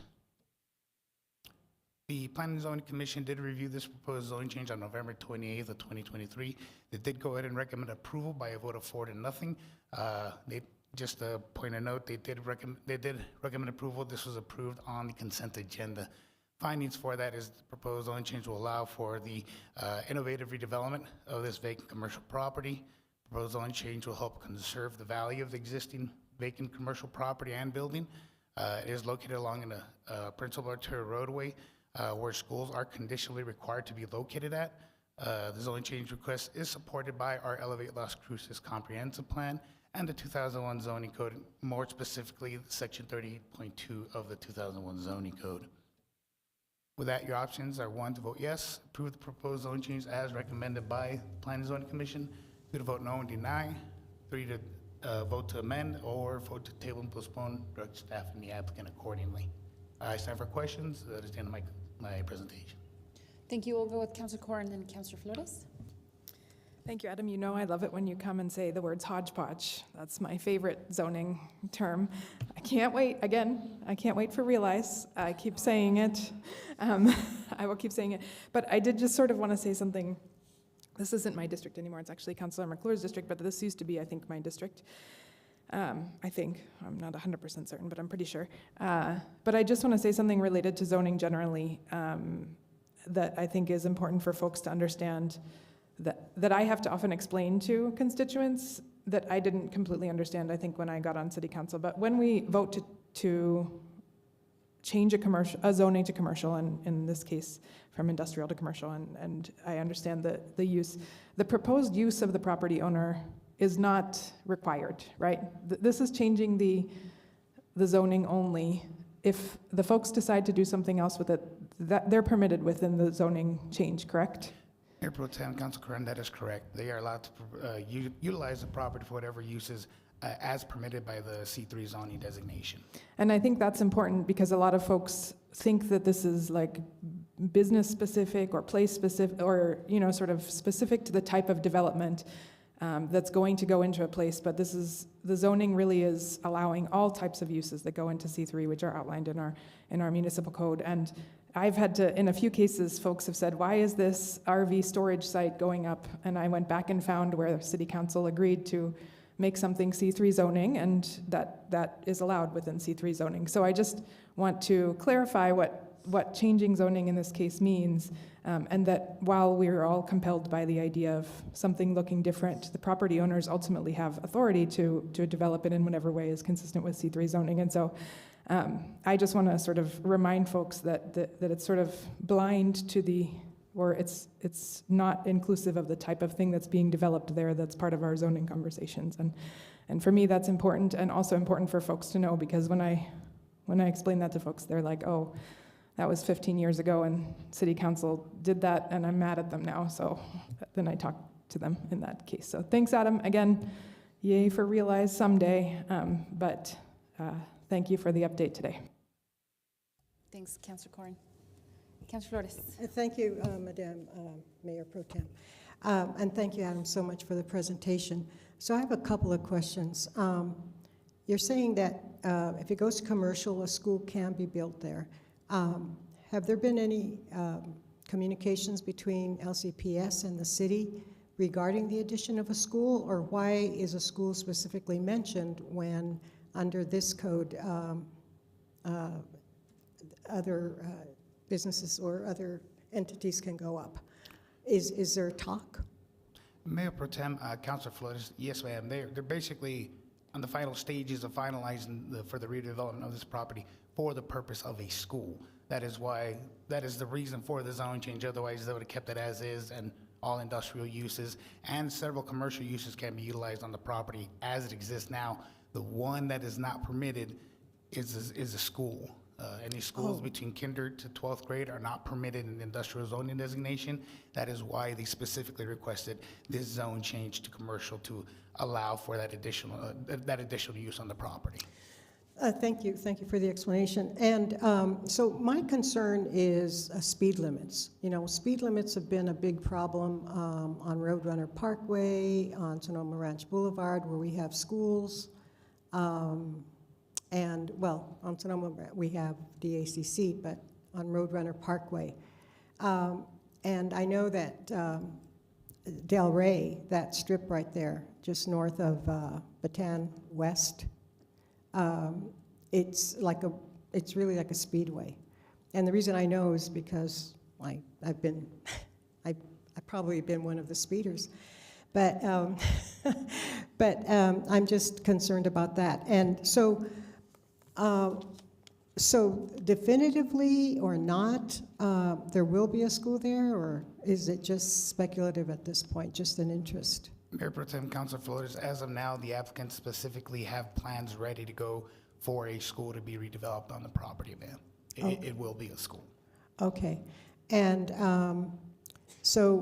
again, so if a school is built there, we'll have probably more stringent speed limits set up? Because it's a pretty, I mean, people drive really fast on that strip there. Mayor Pro Tem, Councilor Flores, when those plans come in for development, because they do need to do some work on the property and the building to bring it up to par for a school, our traffic engineering section will take a look at that. Our public works will look at it as well, potentially ask for some type of traffic analysis, traffic impact analysis, and see what type of improvements, if any, that they would need to do for the school to be located on that property, ma'am. But as of now, like I said, the 2001 zoning code, this is a level of a street where we encourage schools because of that high number of traffic that we get from schools. I think that's the justification for them to be on these types of roads, ma'am. Right, thank you. And then I think one of my concerns is that there's problems with, well, my constituents. I remember when I ran for council first time, there was just an uproar with the people in the East Mesa with all sorts of stuff going up there, and they didn't anticipate it when they had their home built, that sort of stuff. And so I just bluntly said to them, well, who did you get that information from? Oh, we got it from the realtor. Well, does the realtor own all that property? Did you get it in writing? Yada, yada, blah, blah. And the answer was no, no, no. I said, well, then you're out of luck. And I was quite blunt about it. So my concern is whether, and maybe this is outside of the scope of your work, but just it's apropos of what we're talking about, if there could be some sort of ordinances or regulations where people are notified of potential development in undeveloped areas. And that's really out of your domain, I'm sure, but since it's apropos of what we're talking about right now in terms of changes and in the way things are zoned, areas are zoned. So maybe Mr. Peely, that's something that we can speak to. Well, David is here, my dear friend there. Not Cedillo. Cedillo is a good dear friend too.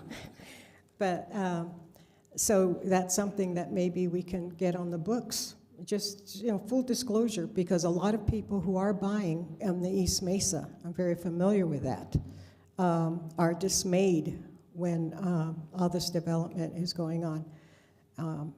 Just as a matter of,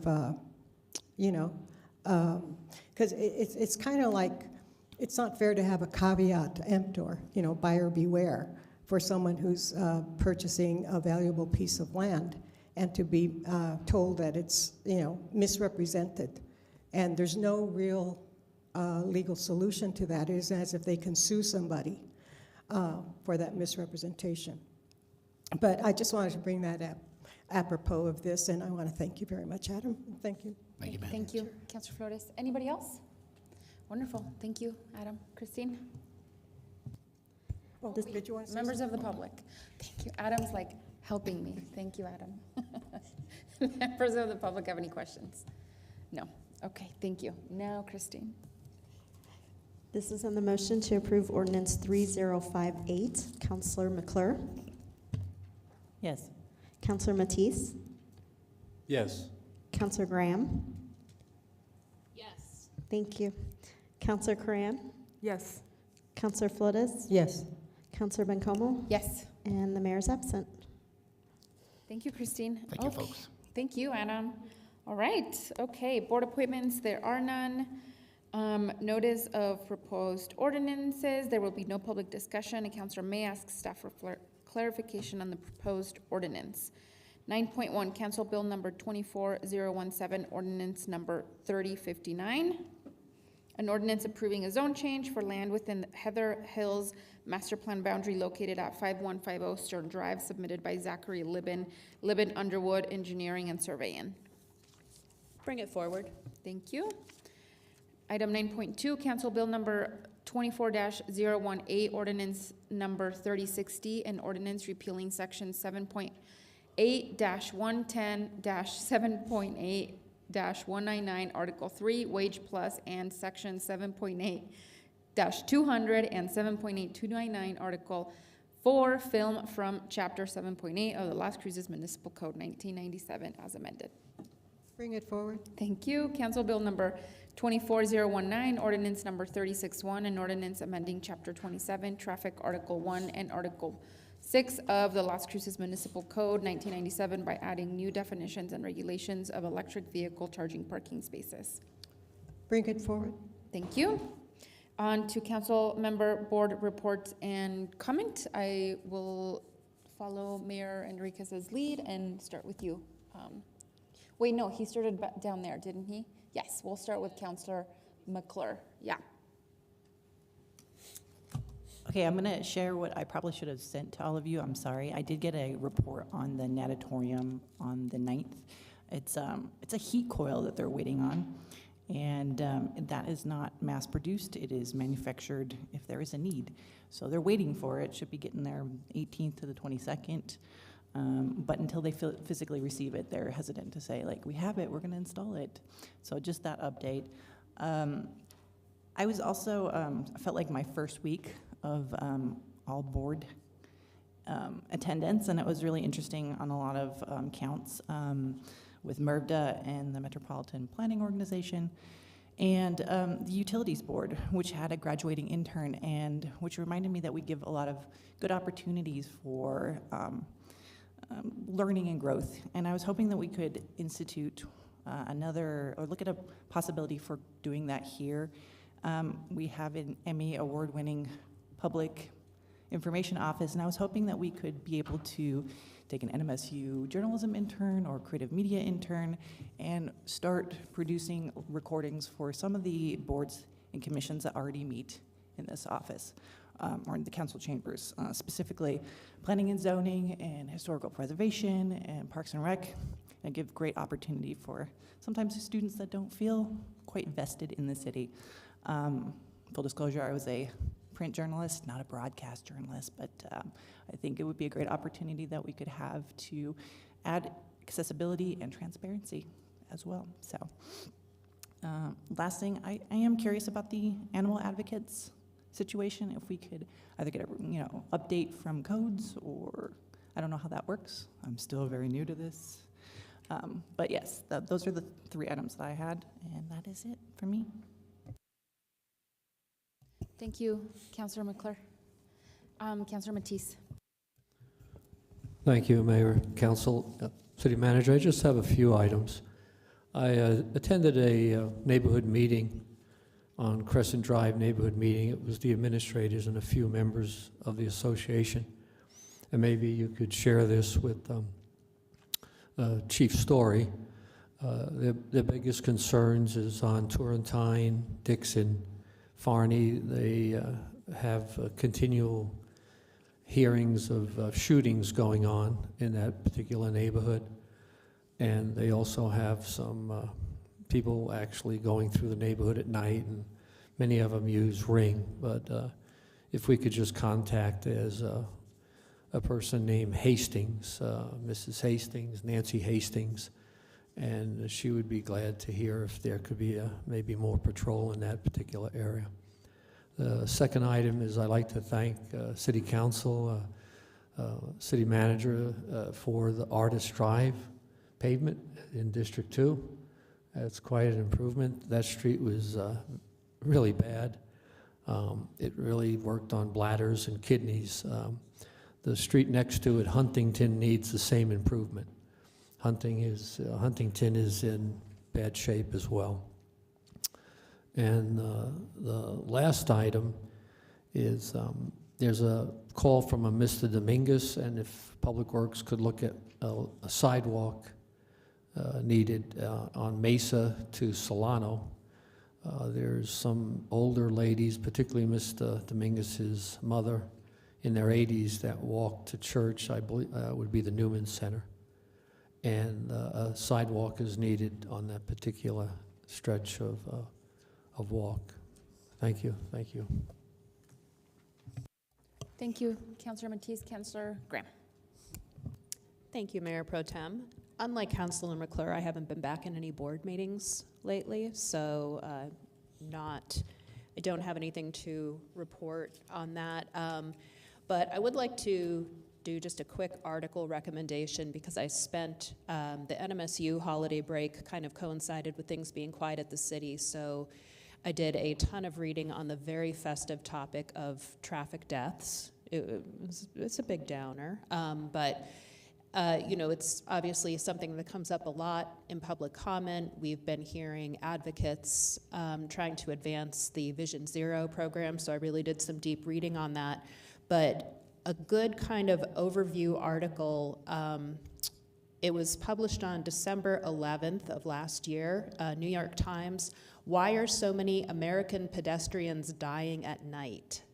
So again, I'm not promising you an uplifting read, but a really interesting read about another unfortunate category of American exceptionalism where we are doing worse than a lot of other industrialized nations. But I felt this was a great overview looking not just at the design elements, not just at behavior and choice elements, but also at some specifically American elements. So recommended reading, again, though, don't expect to come out of it smiling. And that's all I have. Thank you, Mayor Pro Tem. Thank you, Councilor Graham. Maybe if you send that to Christine, she can share it with all of us. Thank you. Councilor Corrin.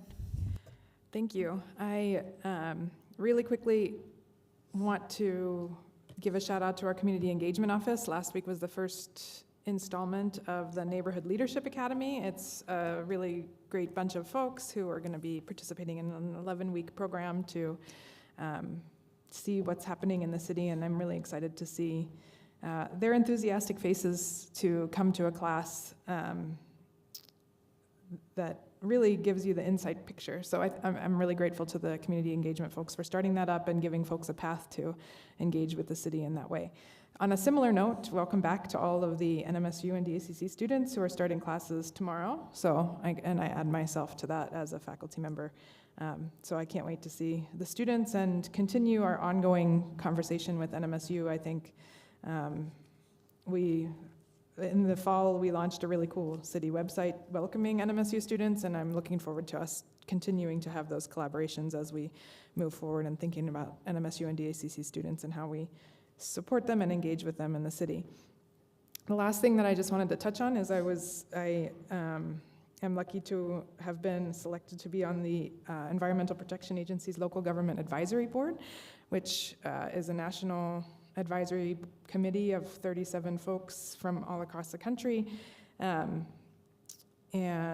that sort of advises the EPA on a number of things that they can do to support cities and municipalities, as well as in terms of shaping legislation and sort of documenting and talking about the impacts that legislation can have on local governments.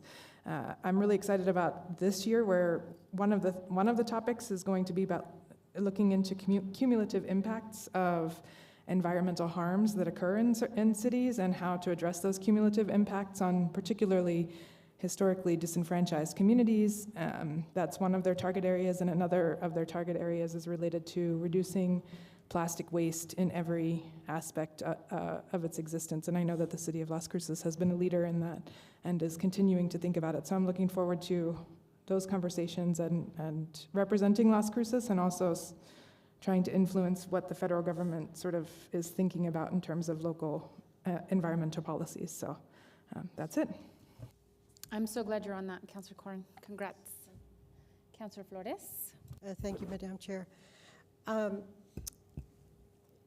have nothing to report on boards because I, like Councilor Graham, have not attended a board meeting yet this year.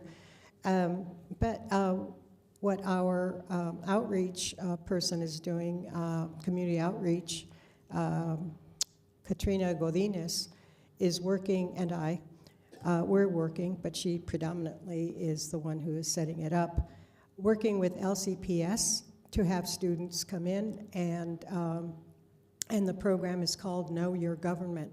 We started that in 2019, and it was quite successful.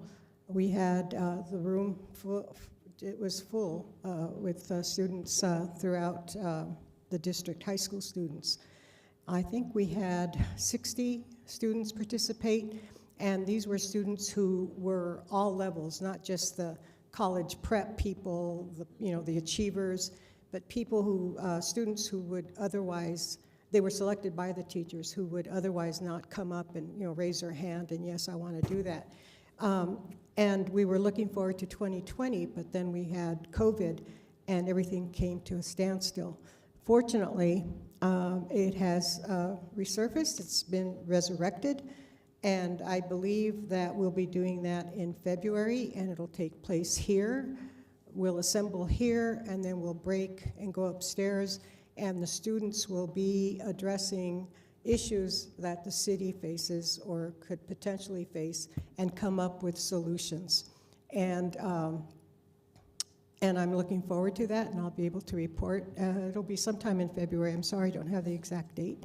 But it was overwhelmingly successful. And the students, by the way, a lot of those students, Jamie Patterson at LCPS said that a lot of the students actually who participated went on to college. And I didn't get any other tracking information. But anyway, it's a wonderful program, and they're going to be functioning as city councilors. Thank you.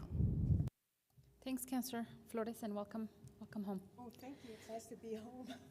I have a couple of things I'd like to give. I was at the Utilities Board meeting last week, and we talked about many things, but one of the things I wanted to share with you all was the story about intern Jeremiah Avery. He graduated. He's from the water internship program, and during his high school year, his senior year, he was driving every week to Las Cruces to complete the program, and then he graduated, and now he's doing his internship, getting paid for it at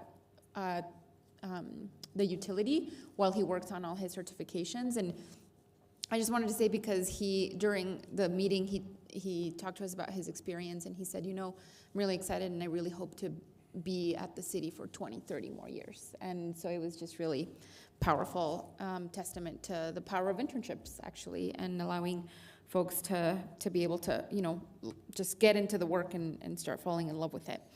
I wanted to give a huge shout out and a huge thank you to Mike Tellez, who is a constituent of mine.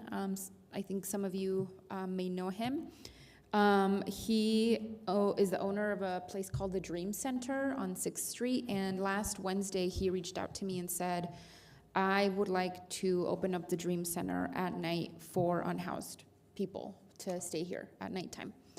And, can you help me with these few things? And I called Ikani, and so I just want to give a huge, huge thank you to Ikani, because I called him and he said, let's figure it out.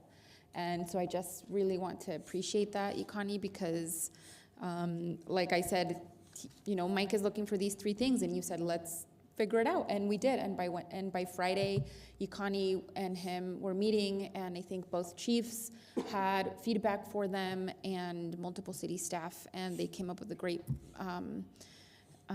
sort of program, if you will. OEM was able to provide cots, and they've been hosting people there at the Dream Center during the really cold nights. And so I think it just also speaks to putting aside any perceived, frankly, political differences we may have, and bringing real solutions to the city council, and that we can get good things done. And while it's definitely a bandage, it's certainly something good. As I don't know about you all, but I'm freezing and I hate it, and I have the privilege to have a home. And so I really wanted to thank everyone involved, but especially Mike and Ikani for making it happen. If anybody wants to support them, they're totally community driven, and like I said, it's the Dream Center on 6th Street.